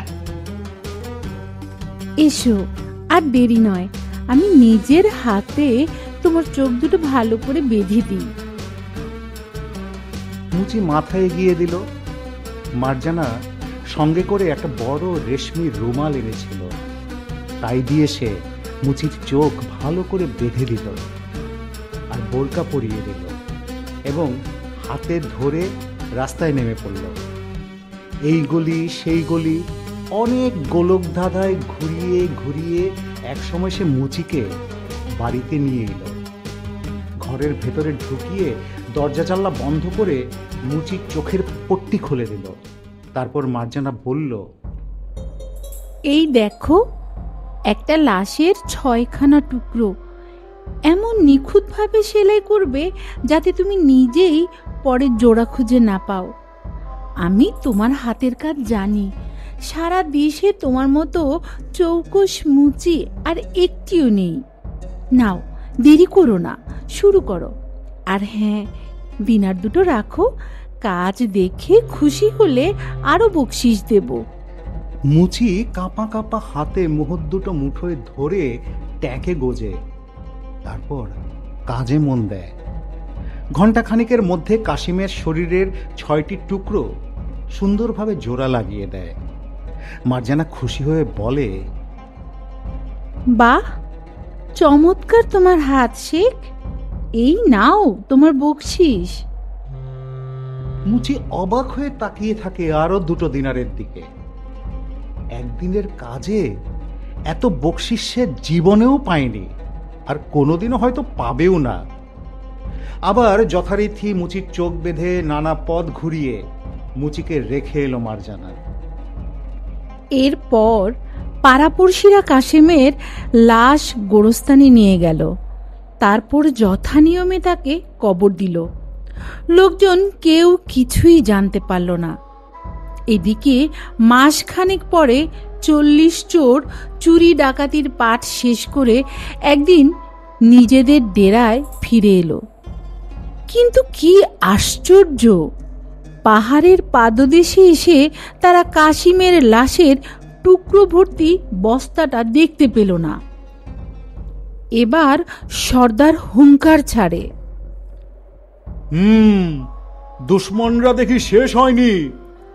আমরা যাকে খতম করেছি সে যে একা নয়, এখন তো তোমরা তার প্রমাণ পেলে। তাহলে পেছনে শত্রু রেখে আমরা কি করে নিশ্চিন্তে থাকতে পারি বলো? সবাই একসঙ্গে বলে উঠল, খুঁজে বের করতেই হবে, শত্রুর শেষ রাখতে নেই। যেভাবেই হোক তাকে খুঁজে বের করবই, কসম। সর্দার বলল, শোনো, ওই পাশের শহরের বাসিন্দা তারা, তাদের বাড়ি ঘরের ঠিকানা আমার চাই। সব অংশে নিধন করতে হবে তাদের সকলকে। তা না হলে আমাদের এই ধন দৌলতের একটা কণাও তারা রাখবে না, এমনকি জানেও বেঁচে থাকতে পারবো না। কাজেই আজ থেকে জান প্রাণ বাজি রেখে তাদের বাড়ির ঠিকানা বের করার কাজে নামতে হবে। আচ্ছা, এবার কে আগে এই কাজে নামতে চাও বলো, তাকে আজই ছদ্মবেশে শহরে ঢুকে পড়তে হবে। আর মনে থাকে যেন, ভুল খবর বলবে তো খবর আছে। আমাকে আলতু ফালতু খবর এনে দিয়ে হয়রানি করবে না। যদি করো তাহলে আমি তার গদ্দান নেব। বলো, কে যাবে? সর্দারের এই শর্ত মেনে নিয়ে চোরের দলের একজন এগিয়ে এসে বলল, আমি যাব, আমি তাকে খুঁজে বের করব সর্দার। দরবেশ বেশি চোরটা সারা শহরের নানা বসতবাড়ির দোকানপাট অলি গলি ঘুরতে ঘুরতে কয়েকদিন পরে সেই মুস্তফা শেখের দোকানের সামনে এসে হাজির হলো। তার এক হাতে ভিক্ষাপাত্র, অন্য হাতে ধূপদানি।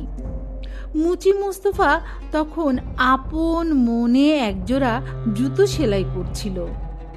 দরবেশ বেশি চোর চুপচাপ দাঁড়িয়ে তার নিপুণ হাতের কাজ দেখতে থাকে।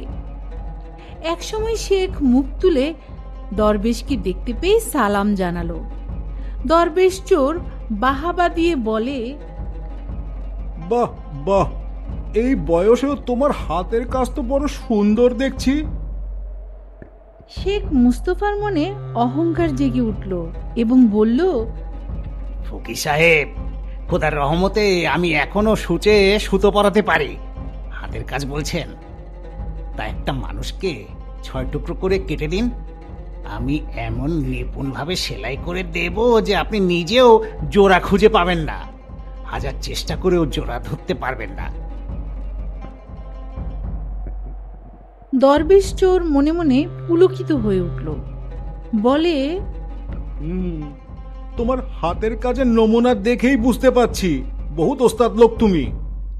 তবে মানুষের অঙ্গ প্রত্যঙ্গ জোড়া লাগাতে পারো কিনা সেটা তো জানি না। মুস্তফা বাধা দিয়ে বলে, এ তো আর আন্দাজে বলছি না দরবেশ সাহেব, নিজের হাতে করে দেখেছি। জোড়া লাগানোর পর আমি নিজেই তাজ্জব বনে গেছি আমার নিজের কাজ দেখে।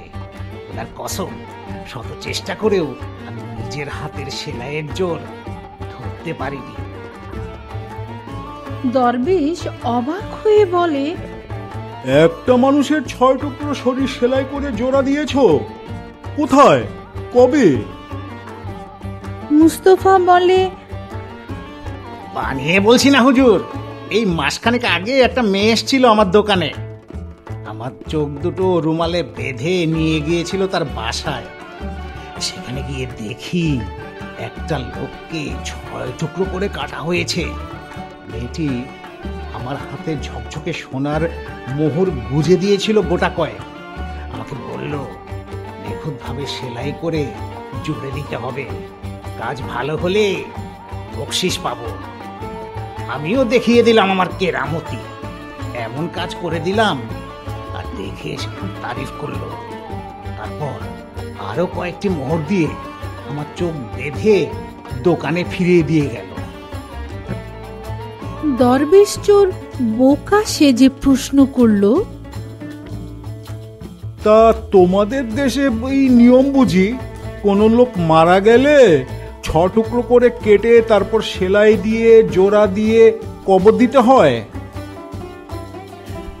মুস্তফা হো হো করে হেসে বলল, ওরকম উদ্ভট প্রথা হবে কেন? ব্যাপারটা যে কি আমি নিজেই তা আজ পর্যন্ত বুঝতে পারলাম না। কেই বা সে লোক, কেনই বা তাকে 6 টুকরো করা হয়েছিল, কে কেটেছিল, কেন কেটেছিল, কিছুই জানি না। জানার কোনো উপায়ও নেই। আমার সঙ্গে শুধু কাজের সম্পর্ক ছিল। আমার আশার আন্দাজ বেশি মোহর দিয়েছিল। আমি এটি বলেছিল তেমনটি করে দিয়েছি, মানে যেমনটি বলেছিল। এর বেশি কিছু জানার চেষ্টা করিনি, জানতেও পারিনি। তা আমি আদার ব্যাপারী হয়ে জাহাজের খবর রেখে কি ফয়দা বলুন? দরবেশ চোর নিজেকে একটুও প্রকাশ না করে বলে, তা আমার জানতে খুব কৌতূহল হচ্ছে এমন অদ্ভুত কাণ্ড কি করে ঘটতে পারে। শোনো, একটা কাজ করতে পারো, আমাকে নিয়ে যেতে পারো ওই জায়গায়। এই দেখুন, বললাম কি, আমাকে চোখ বেঁধে নিয়ে গিয়েছিল, তার উপর আবার বোরকা পরিয়ে দিয়েছিল। কি করে বলবো আপনাকে কোথায় কোন বাড়িতে গিয়েছিলাম? সব শুনে দরবেশ চোর বলল, শোনো, আমি তোমার চোখ বেঁধে দিচ্ছি, এরপর তুমি হাতড়াতে চলো আমার সঙ্গে। মনে করার চেষ্টা করো কতদূর সোজা গিয়ে কোন দিকে বাঁক নিয়েছিলে, কতটা চলার পর কোন দিকে ঘুরেছিলে। আমার মনে হয় তুমি চেষ্টা করলে তুমি খুঁজে পাবে। আবার চামড়ার চোখ বাঁধা থাকলেও মনের চোখ তো খোলা ছিল নাকি, এর জন্যে ভালো ইনাম পাবে।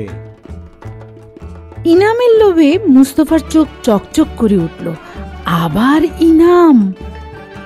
মুস্তফা বলল, ঠিক আছে দরবেশ সাহেব, যাদের চোখ নেই তারা তো আন্দাজেই হাতড়ে সারা শহর ঘুরে বেড়ায় নাকি। চোখে দেখতে না পেয়েও ভিখারি যদি পথ চিনতে পারে, তাহলে তো আমিও পারবো। দরবেশ চোর উৎসাহ দিয়ে বলল, এই তো ঠিক বলেছ। চোখে না দেখলেও অনুভবের চোখ দিয়ে দেখে তারা। কাজের ক্ষতি করবে, অনেকক্ষণ সময় নষ্ট হবে তোমার। এই রাখো, এই 1 মোহর। এই বলেই একটা মোহর গুজে দিল শেখ মুস্তফা মুচির হাতে। সেই একই মোহর মার্জানা যেমনটি দিয়েছিল। মুচির চোখ চকচক করে উঠল। তারপর দরবেশকে আদর আপ্যায়ন করে বসায়, বলে, আপনি একটু বসেন দরবেশ সাহেব, আমি এই দোকানটা বন্ধ করে এক্ষুনি আপনাকে নিয়ে বেরোচ্ছি। এরপর চোর দরবেশ মুচির চোখ বেঁধে দেয়। মুচি অন্ধের মতো হাতড়াতে এগিয়ে চলে। এ পথ সে পথ ঘুরে, শব্দ গন্ধ শুকে একসময় চোরকে নিয়ে সে এক বাড়ির দরজার সামনে পৌঁছে গিয়ে বলে, এই সেই বাড়ি, এই সেই মোকাম। চোর দরবেশ মুচির চোখের বাঁধন খুলে দেয়। তারপর 1 টুকরো চক দিয়ে দরজার গায়ে একটি দাগ এঁকে দেয়। মুচির হাতে 2 দিনার গুজে দিয়ে বলে, এই নাও তোমার বকশিস। আর এখন থেকে আমাদের যত জুতা লাগবে সব তোমার দোকান থেকে কিনবো, বুঝেছো? মুচি খুশিতে গদগদ হয়ে বলে, সালাম হুজুর সালাম। তাহলে তাহলে আমি চলি।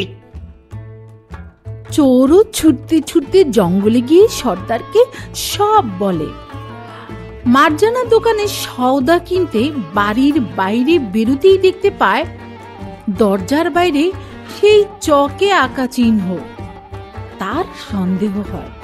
সে খুঁটিয়ে খুঁটিয়ে দেখে, ভেবে পায় না কে এবং কেন এই অদ্ভুত ধরনের চিহ্নটি এঁকে দিয়ে গেল। নিশ্চয়ই কোনো বদ মতলব আছে এর পিছনে। মার্জানা এক টুকরো চক এনে পাড়ার সবকটি বাড়ির দরজায় অবিকল ওই একই ধরনের চিহ্ন এঁকে দেয়। পরদিন সকালে ওই 40 চোর দুজন দুজন করে নানা দলে ভাগ হয়ে শহরে ঢুকে পড়ে। কিন্তু প্রতিটি বাড়ির দরজায় একই সংকেত চিহ্ন দেখে গোলক ধাঁধায় ঘুরপাক খেতে থাকে। ক্রোধে ফেটে পড়ে সর্দার। যে চোরকে সন্ধান করতে পাঠিয়েছিল তার উপরে ভীষণ ক্ষেপে যায়। বলে, বেটা ধাপ্পাবাজ, ধাপ্পাবাজ শয়তান, আমার সঙ্গে আর কি? দাঁড়াও, ডেরায় ফিরে গিয়ে তোমাকে মজা দেখাচ্ছি। বলা বাহুল্য, জঙ্গলে ফিরে সর্দার এক কোপে সেই চোরের কল্লা কেটে দিল। পরদিন সকালে ওই 40 চোর দুজন দুজন করে নানা দলে ভাগ হয়ে শহরে ঢুকে পড়ে। কিন্তু প্রতিটি বাড়ির দরজায় একই সংকেত চিহ্ন দেখে গোলক ধাঁধায় ঘুরপাক খেতে থাকে। ক্রোধে ফেটে পড়ে সর্দার। যে চোরকে সন্ধান করতে পাঠিয়েছিল তার উপরে ভীষণ ক্ষেপে যায়। বলে, বেটা ধাপ্পাবাজ, ধাপ্পাবাজ শয়তান, আমার সঙ্গে আর কি? দাঁড়াও, ডেরায় ফিরে গিয়ে তোমাকে মজা দেখাচ্ছি। বলা বাহুল্য, জঙ্গলে ফিরে সর্দার এক কোপে সেই চোরের কল্লা কেটে দিল। সর্দার এবার আরো একজনকে পাঠালো সেই মুচির কাছে। সেই চোর আগের মতোই যথারীতি মুচির চোখ বেঁধে বোরকা পরিয়ে পিছনে পিছনে এসে আলীবাবার বাড়ির সামনে এসে পৌঁছালো। মুচিকে ইনাম বকশিস দিয়ে এক টুকরো নীল রঙের চক দিয়ে সংকেত এঁকে দিয়ে সে আবার জঙ্গলে ফিরে গেল। পরদিন সকালে চোরগুলো দুজন দুজন করে ছোট ছোট দলে ভাগ হয়ে শহরে এসে পৌঁছলো। কিন্তু কি আশ্চর্য, সেদিনও তারা প্রতিটি বাড়ির সামনে একই চিহ্ন দেখতে পেল। সর্দার রেগে গিয়ে জঙ্গলে ফিরে সেই চোরের জীবন শেষ করল। এরপর সর্দার আর কারো উপরে ভরসা না করে নিজেই দরবেশের ছদ্মবেশে সেই মুচির দোকানে এসে হাজির। একইভাবে মুচি তাকে আলীবাবার বাড়ি দেখিয়ে বকশিস নিয়ে ফিরে গেল। সর্দার এবার লাল রঙের চক দিয়ে দরজার গায়ে মোহর এঁকে জঙ্গলে ফিরে গেল। কিন্তু সর্দার বুঝলো এই চকের দাগে যথেষ্ট নয়, নিশ্চয়ই কেউ আড়াল থেকে তাদের লক্ষ্য করে। তাই সে যাওয়ার আগে আলীবাবার আশেপাশের বাড়ি ঘর গাছপালা ভালো করে দেখে নিল। একেবারে পাকাপোক্ত কাজ করে গেল। এবারে আর কেউ ফাঁকি দিতে পারবে না। গুহায় ফিরে সে তার চোরের দলকে বলল, এবার আর আমার চোখকে ফাঁকি দিতে পারবে না। এমন চিহ্ন মনে এঁকে নিয়ে এসছি যা কখনো ভুলবার নয়। যাও, এবার তোমরা একটা কাজ করো, বাজার থেকে 38টা বড় বড় মাটির জালা কিনে নিয়ে এসো। চওড়া মুখ আর পেট মোটা হওয়া চাই।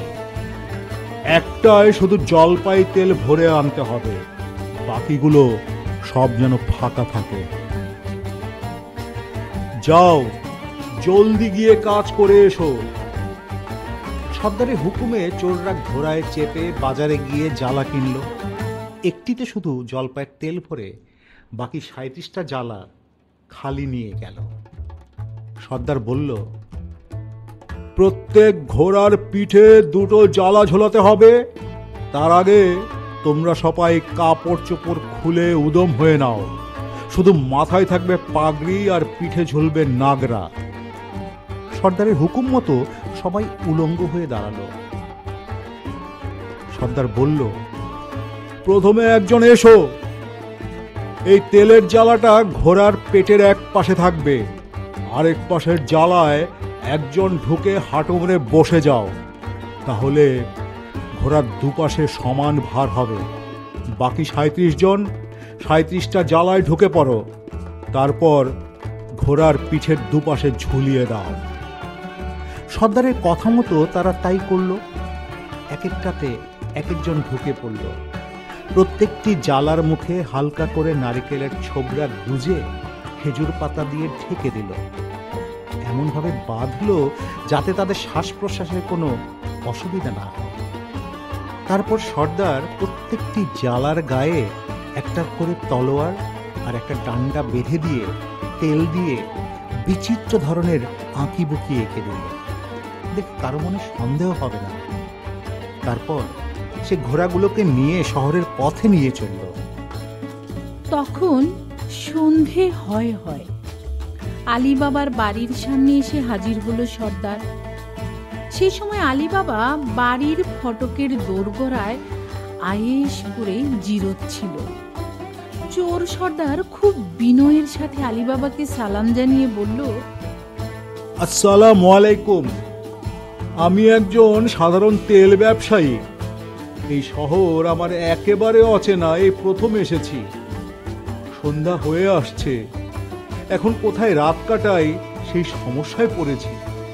যদি কিছু মনে না করেন, এই বান্দা আজকের রাতটা আপনার হেফাজতেই কাটাতে চায়। আপনার বাড়ির উঠোনটা বেশ বড় সড়ো, আমার ঘোড়াগুলো আরামে ও নিরাপদে থাকতে পারবে। আলী বাবা ভালো মানুষ, সে বিনীত হয়ে বলল, সালাম সালাম, আপনি পরদেশি মুসাফির আমার ঘরে মেহমান হতে চান, কিন্তু আমার পরম সৌভাগ্য। আপনার চিন্তার কোনো কারণ নেই, কুণ্ঠিত হওয়ার কিচ্ছু নেই। মেহেরবানি করে অন্দরে আসুন।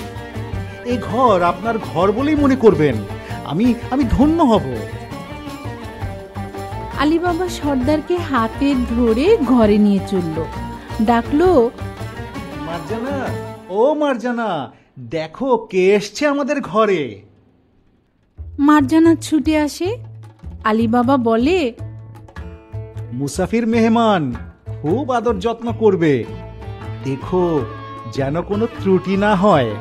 ঘোড়াগুলোকে ভেতরে নিয়ে এসো, তেলের জ্বালাগুলো সাবধানে নামিয়ে রাখো এক পাশে, আর ঘোড়াগুলোকে খাবার দাও।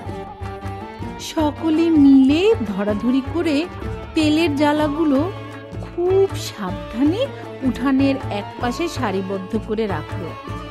ঘোড়াগুলোকে জব আর ছোলা খেতে দিল মার্জানা। আলী বাবা মেহমানদারি নিয়ে ব্যস্ত রইল। বাড়ির বড় শোয়ার ঘরটায় চোর সর্দারের থাকার ব্যবস্থা করা হলো। মেহমানকে ভুরিভোজ করিয়ে ঘুমোতে দিয়ে আলী বাবা ঘর থেকে বেরিয়ে যেতে যেতে বলল, নিশ্চিন্ত মনে ঘুমিয়ে নিন, এই ঘর আপনার মনে করে থাকুন। সর্দার বলে, ও নিয়ে আপনার ভাবতে হবে না শেখ সাহেব, আমার কোনো অসুবিধা হবে না। শুধু ওই রাতের বেলায় পায়খানা প্রস্রাব গেলে কোথায় যাব জায়গাটা একটু দেখিয়ে দিন। আলী বাবা জায়গাটা দেখিয়ে দিয়ে বলল, এই দেখে নিন, দরকার হলে এখানে আসবেন মালিক। সর্দার দেখলো পায়খানার পাশেই জ্বালাগুলো আছে। তারপর বলল, বহুত আচ্ছা, বহুত আচ্ছা, আমার আর কোনো অসুবিধা হবে না। এবার আপনি নিজের ঘরে গিয়ে শুয়ে পড়ুন। আমার জন্য আপনার অনেক তকলিফ হলো। বহুত শুক্রিয়া, বহুত শুক্রিয়া। খুদা হাফিজ।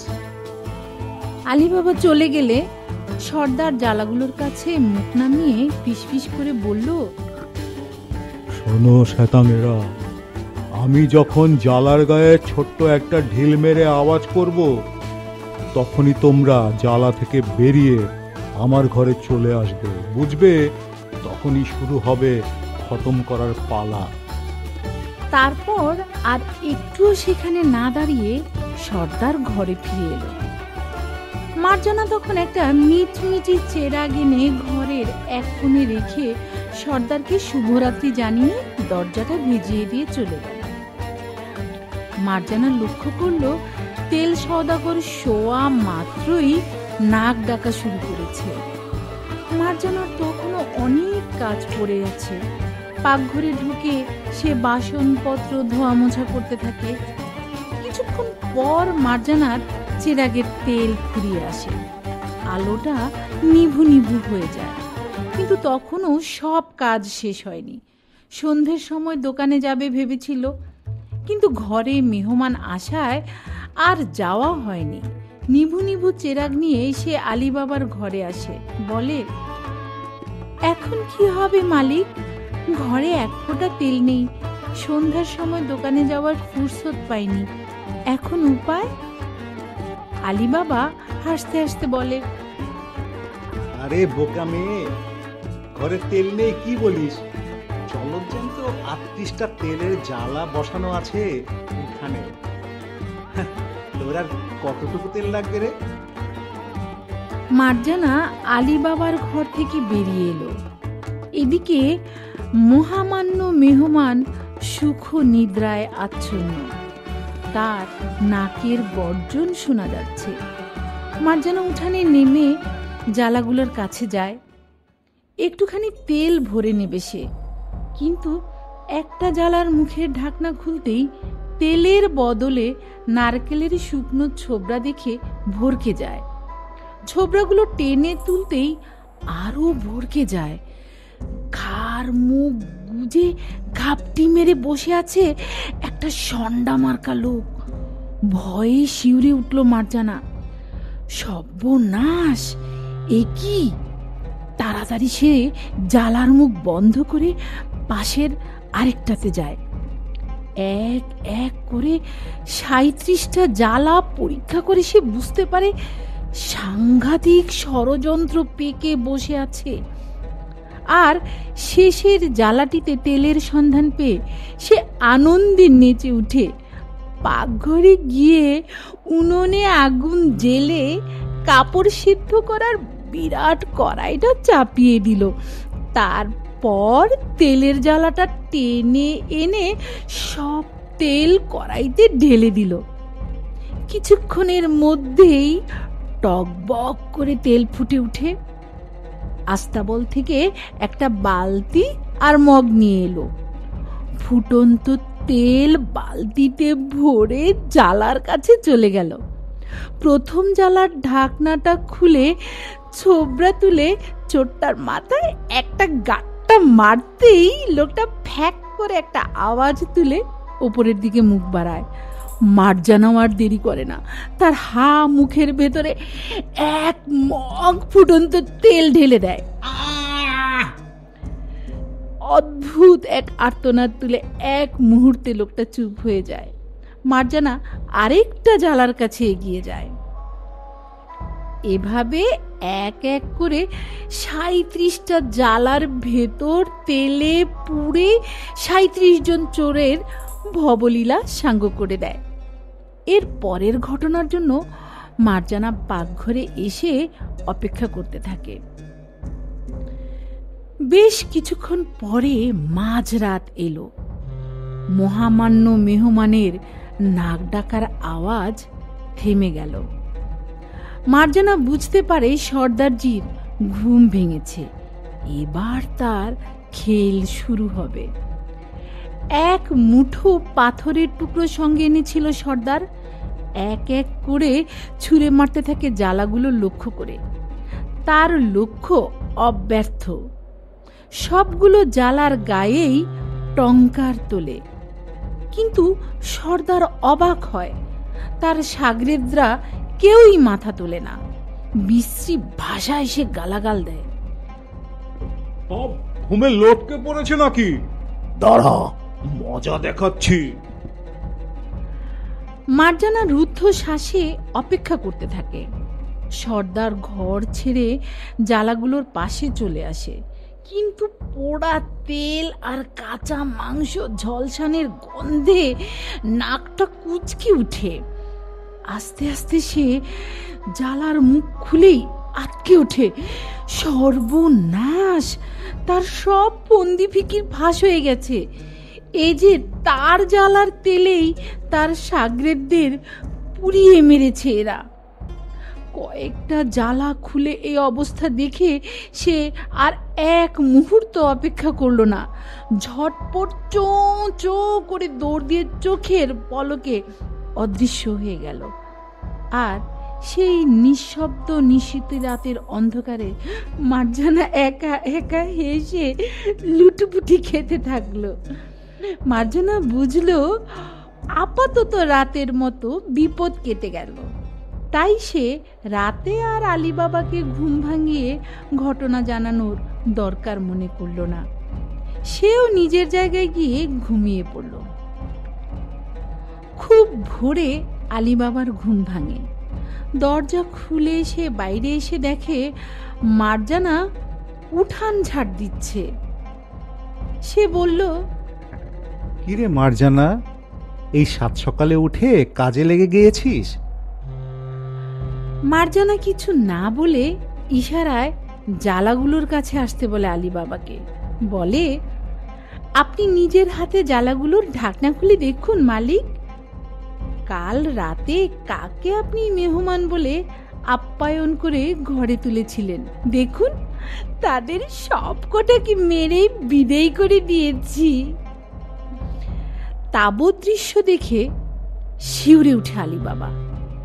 তাজ্জব আর মার্জানার উপস্থিত বুদ্ধি এবং বিচক্ষণতার কথা ভেবে আরো তাজ্জব বনে যায়। মার্জানা, তুমি যা করেছো তার কোনো জবাব নেই। আজ থেকেই এই সংসারের সব দায় দায়িত্ব তোমার উপরে চাপিয়ে দিয়ে আমি নিশ্চিন্ত হচ্ছি। আমি জানি তুমি যেভাবে চালাতে পারবে তেমন আর কেউ পারবে না। আলীবাবা মার্জানা ও আবদাল্লার সহযোগিতায় সেই দিনই ৩৭টি চোরের লাশ বাড়ির পাশের বাগানে গণকবর খুঁড়ে সমাহিত করল। আলীবাবার বড় ছেলে আবদাল্লাহ কাশিমের দোকানে বসে। একদিন আবদাল্লাহ বাবাকে বলল, আমি তো দোকানপাটের কিছুই জানতাম না আব্বাজান। আমাদের বাজারের হোসেন সাহেব আমাকে হাতে ধরে সব শিখিয়ে পড়িয়ে দিয়েছে। আমি এখন ব্যবসার খুঁটিনাটি বুঝতে শুরু করেছি। বড় ভালো মানুষ হোসেন সাহেব, এমনটি আর দেখা যায় না। দিনে দিনে আমি তার কাছে বড্ড ঋণী হয়ে যাচ্ছি। প্রায়ই সে আমাকে তার সঙ্গে খানা পেনা করতে ডাকে। আমি না বলতে পারি না, কিন্তু বড্ড লজ্জা করে, কারণ আমি তো তাকে কোনোদিন খানাপিনায় ডাকতে পারি নাই, কোনোদিন দাওয়াত দিতে পারি নাই। আব্বাজান, আমার মনে হয় ওকে একদিন আমাদের বাড়িতে দাওয়াত করে খাওয়ানো দরকার। আলীবাবা বলল, ১০০ বার দরকার। বেটা, তুমি আগে বলনি কেন? এমন পরহেজগার লোকের পায়ের ধুলো পড়লেও বাড়ি পবিত্র হয়। শোনো, আর দেরি করো না। কালই আমি ভোজের আয়োজন করছি, তুমি তাকে সঙ্গে করে নিয়ে আসবে। কাল জুম্মাবার, শুভ দিন, আর তোমাদের দোকানপাটও বন্ধ থাকবে ছুটির দিন। সেই ভালো হবে। তাকে আমার তরফ থেকে দাওয়াত জানাবে, আর তাতে সে যদি লজ্জা পায় বা বিনয় করে কোনো অজুহাত দেখাতে চায়, তুমি তার কোনো ওজোর আপত্তি শুনবে না, একদম ধরে নিয়ে আসবে। সুতরাং পরদিন আলীবাবার ছেলে হোসেনকে দাওয়াত করে নিয়ে এলো। আলীবাবা সাদর অভ্যর্থনা জানালো নতুন সওদাগরকে। হোসেনের বলিষ্ঠ সুন্দর চেহারা, মুখে চাপ দাড়ি, পরনে আলখেল্লা। আলীবাবা আলাপ করে খুব খুশি হলো। হোসেনও বিনয়ে অবনত হয়ে গেল। হোসেন খানাপিনার ব্যাপারে আপত্তি জানিয়ে বলল, খাওয়া দাওয়ার ব্যাপারে আমার কিছু বাজ বিচার আছে, কাজেই ওসব থাক। আলাপ পরিচয় হলো, এতেই আমি খুশি। আলীবাবা অবাক হয়ে বলল, সে কি? খানাপিনায় যদি বাজ বিচার থাকে তো অসুবিধে কি? সেসব বাদ দিয়েই না হয় খাওয়ানো যাবে। মেহমানকে না খাইয়ে কি গৃহস্থ বাড়ির মানুষ সুখী হতে পারে? আচ্ছা, কি কি খেতে মানা আছে বলেন, আমি সেসব বাদ দিয়ে ব্যবস্থা করছি। কিন্তু আমার গরিব খানায় যখন পায়ের ধুলো দিয়েছেন, তখন তো শুধু মুখে যেতে দিব না। হোসেন বলে, আমার মানত আছে, বাড়ির বাইরে যদি কোনো গোশত তরকারি খাই, নুন দিয়ে খাবো না। বেশ তো, এ আর বেশি কি, নুন ছাড়াই আপনার জন্য খানা পাকাতে বলছি, কোনো অসুবিধে নেই। আলী বাবা ছুটে গিয়ে মার্জানাকে বলে, আজকের খাবারে কোনো রকম নুন দিও না মা, মেহমান নুন খাবে না। কথাটা শুনে মার্জানার কেমন যেন খটকা লাগলো। এ কেমন কথা, খাবারে নুন খাবে না কেন? সন্ধ্যায় খানা সাজানো হলো। মেহমানকে নিয়ে আলী বাবা ও তার ছেলে খেতে বসলো। মার্জানা পরিপাটি হয়ে পরিবেশন করলো। মার্জানা বেশ বুঝতে পারল সওদাগর মেহমান বয়সে প্রবীণ হলে কি হবে। বারবার মার্জানার রূপ যৌবন দেখে চঞ্চল হয়ে উঠেছে। মার্জানাও ছলাকলা করতে লাগলো, চোখে চোখ রেখে নানা অঙ্গভঙ্গি করতে লাগলো। খাওয়া দাওয়া শেষ হলো, তিনজনে বসে খোশ গল্প করছিল। এমন সময় অপরূপ নর্তকীর সাজে সেজে মার্জানা ঢুকলো। ও হোসেন তো বটেই, আলী বাবা আর তার ছেলেও মার্জানার সাজ পোশাকে স্তম্ভিত হয়ে গেল। চোখে সুরমা কাজল, পরনে দামি রেশমি সালোয়ার কামিজ, কোমরে সোনার কোমরবন্ধ, একপাশে সোনার খাপে ঝোলানো একখানা ছোট্ট ভোজালি, গায়ের জমকালো কামিজের উপর মণি মুক্তা খচিত একটা খাটো জ্যাকেট, মাথায় সুন্দর কারুকাজ করা টুপি, চোখে তীক্ষ্ণ বান, ঠোঁটে মোদির হাসি, পায়ে ঘুঙুর ও আলতা। মার্জানার রূপে আগুন ধরেছে যেন। মার্জানার পেছনে পেছনে আব্দাল্লাহ তার নাচে বাদ্যযন্ত্র হাতে নিয়ে এগিয়ে এলো। সে অপূর্ব এক নৃত্য তাল বাজাতে শুরু করলো। সেই তালে তাল মিলিয়ে নাচতে চাইবে না এমন বেরসিক বোধহয় আর নেই। আপনা থেকেই সেই ছন্দে হৃদয় মন নেচে ওঠে, পা তাল ঠুকতে শুরু করে, চোখে নেশা লাগে। মার্জানা প্রথমে আলী বাবার সামনে এসে কুর্নিশ করে শ্রদ্ধা জানালো, তারপর পাখির মতো ফুরুত করে চলে গেল ঘরের অপর প্রান্তে। বুকের ঢেউ জাগিয়ে নাচ শুরু হলো। অপূর্ব তার তাল, লয়, জ্ঞান, নিখুঁত ছন্দে পা ফেলছে। তিনজনের সকলে একেবারে লাজবাব, অপলক চোখে তারা মার্জানার অপরূপ নৃত্যকলা দেখে মুগ্ধ হতে থাকে। মারহাবা মারহাবা বলে উল্লাস, বিস্ময় এবং আনন্দ প্রকাশ করে। একটানা কতক্ষণ নাচতে পারে মার্জানা?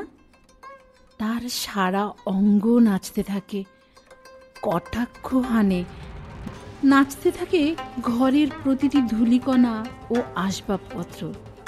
বাতাসে ছড়িয়ে পড়ে গোলাপ আতরের সুগন্ধ। কত রকম নাচ যে দেখালো তা কারোর মনে নেই। কখনো সে ইহুদির নাচ দেখায়, কখনো জিপসির নাচ, কখনো গ্রিক, কখনো পার্সি, কখনো তুর্কি বা ইথিওপিয়ার গ্রাম্য নাচে সে মেতে ওঠে। আহা, কি মন মাতানো সেই নাচ! মারহাবা মারহাবা বলে দাঁড়িয়ে পড়ে আব্দাল্লাহ বাদ্যযন্ত্র হাতে। তিনজন দর্শক, আলী বাবা, হুসেন ও বাদ্যযন্ত্র হাতে আব্দাল্লাহ। মার্জানার নাচের তালে তাল মিলিয়ে সবাই যখন মশগুল, তখন সে ভোজালি নৃত্য শুরু করলো। ছোড়া হাতে সে নাচতে নাচতে দর্শকদের সামনে ছুটে আসে, আবার পলকে চলে যায় ঘরের আরেক প্রান্তে। পর মুহূর্তে সে বুকের তুফান তোলা ছন্দে নাচতে নাচতে ফিরে আসে মেহমানদের সামনে। ছোড়াটা বাগিয়ে ধরে আলী বাবার ছেলের বুকে। মনে হলো এই বুঝি বসিয়ে দিল, কিন্তু না, তক্ষুনি সে চোখের পলকে পালিয়ে যায় ঘরের আরেক কোণে।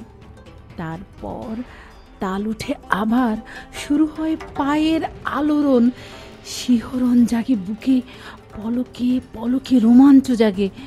মার্জানা এমন ঝড় তুলে যে তিনজনের বুকে আগুন ধরিয়ে দিল।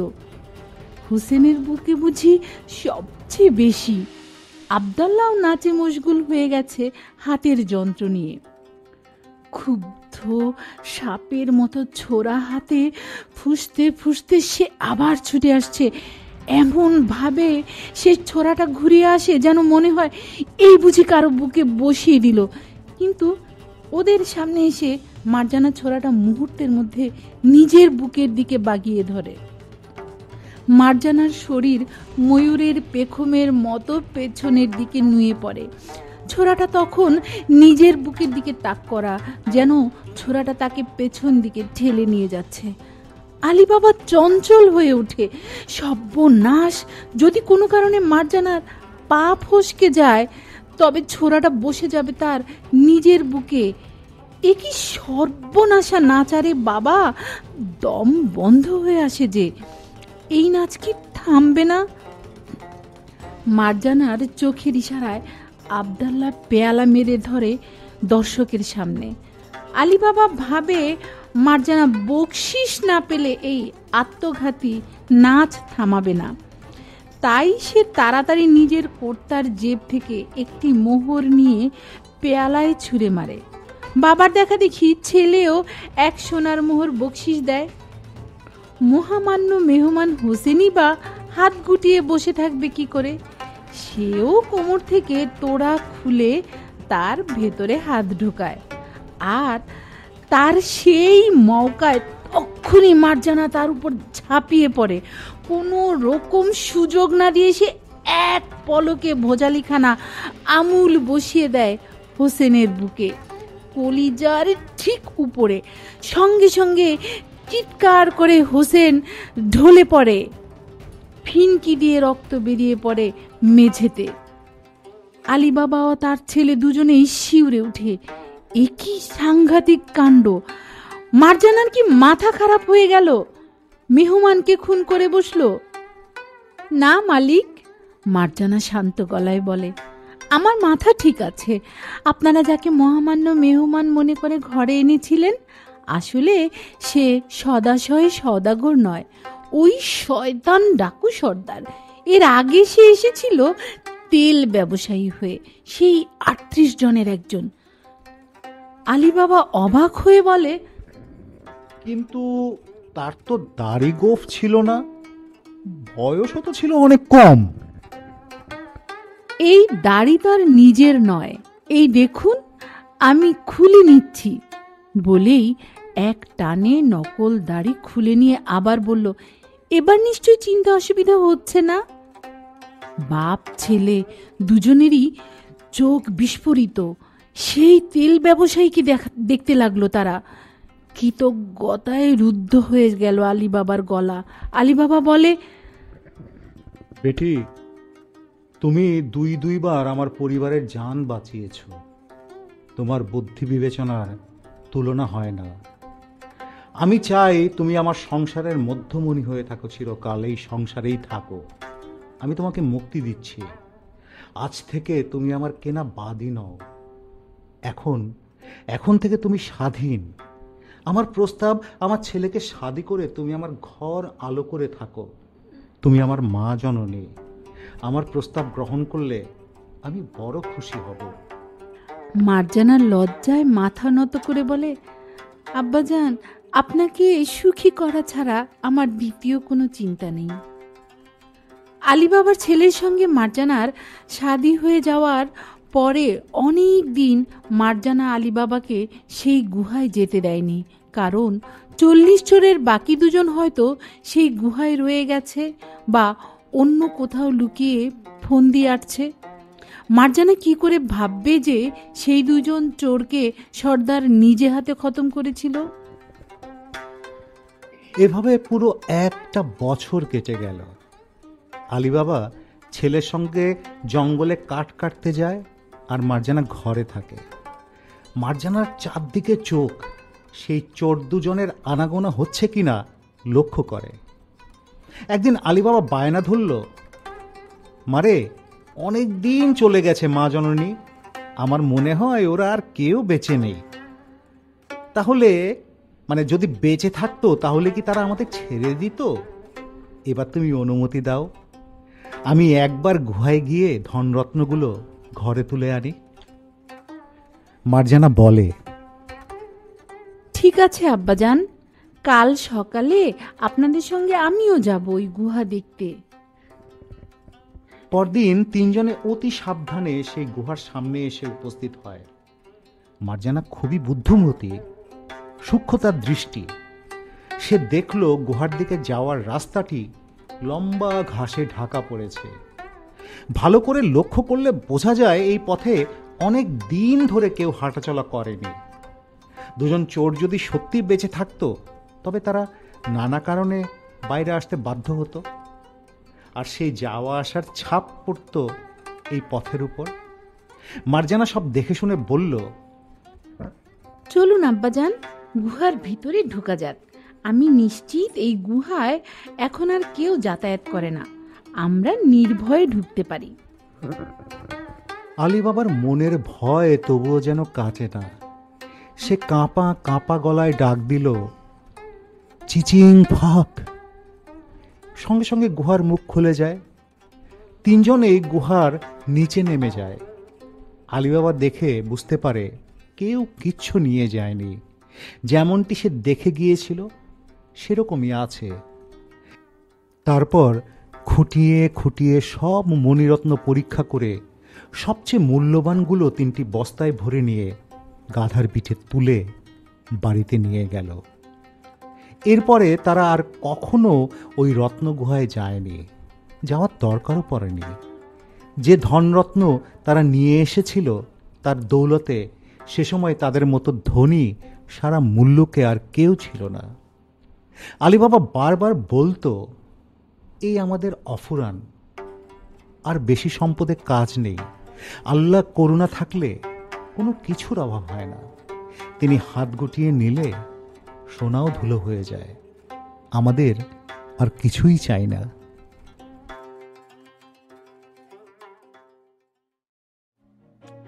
বিচিত্র স্টেশনের বিচিত্র সাসপেন্সে আজ আপনারা শুনলেন আলিফ লায়লা তথা আরব্য রজনীর জনপ্রিয় গল্প আলীবাবা এবং 40 চোর। এরকম আরও অনেক রোমাঞ্চকর বিচিত্র গল্প শুনতে বিচিত্র স্টেশন চ্যানেলটি সাবস্ক্রাইব করুন, বেল আইকন প্রেস করুন, নোটিফিকেশন পাবেন। বিচিত্র স্টেশনের সাথে থাকুন।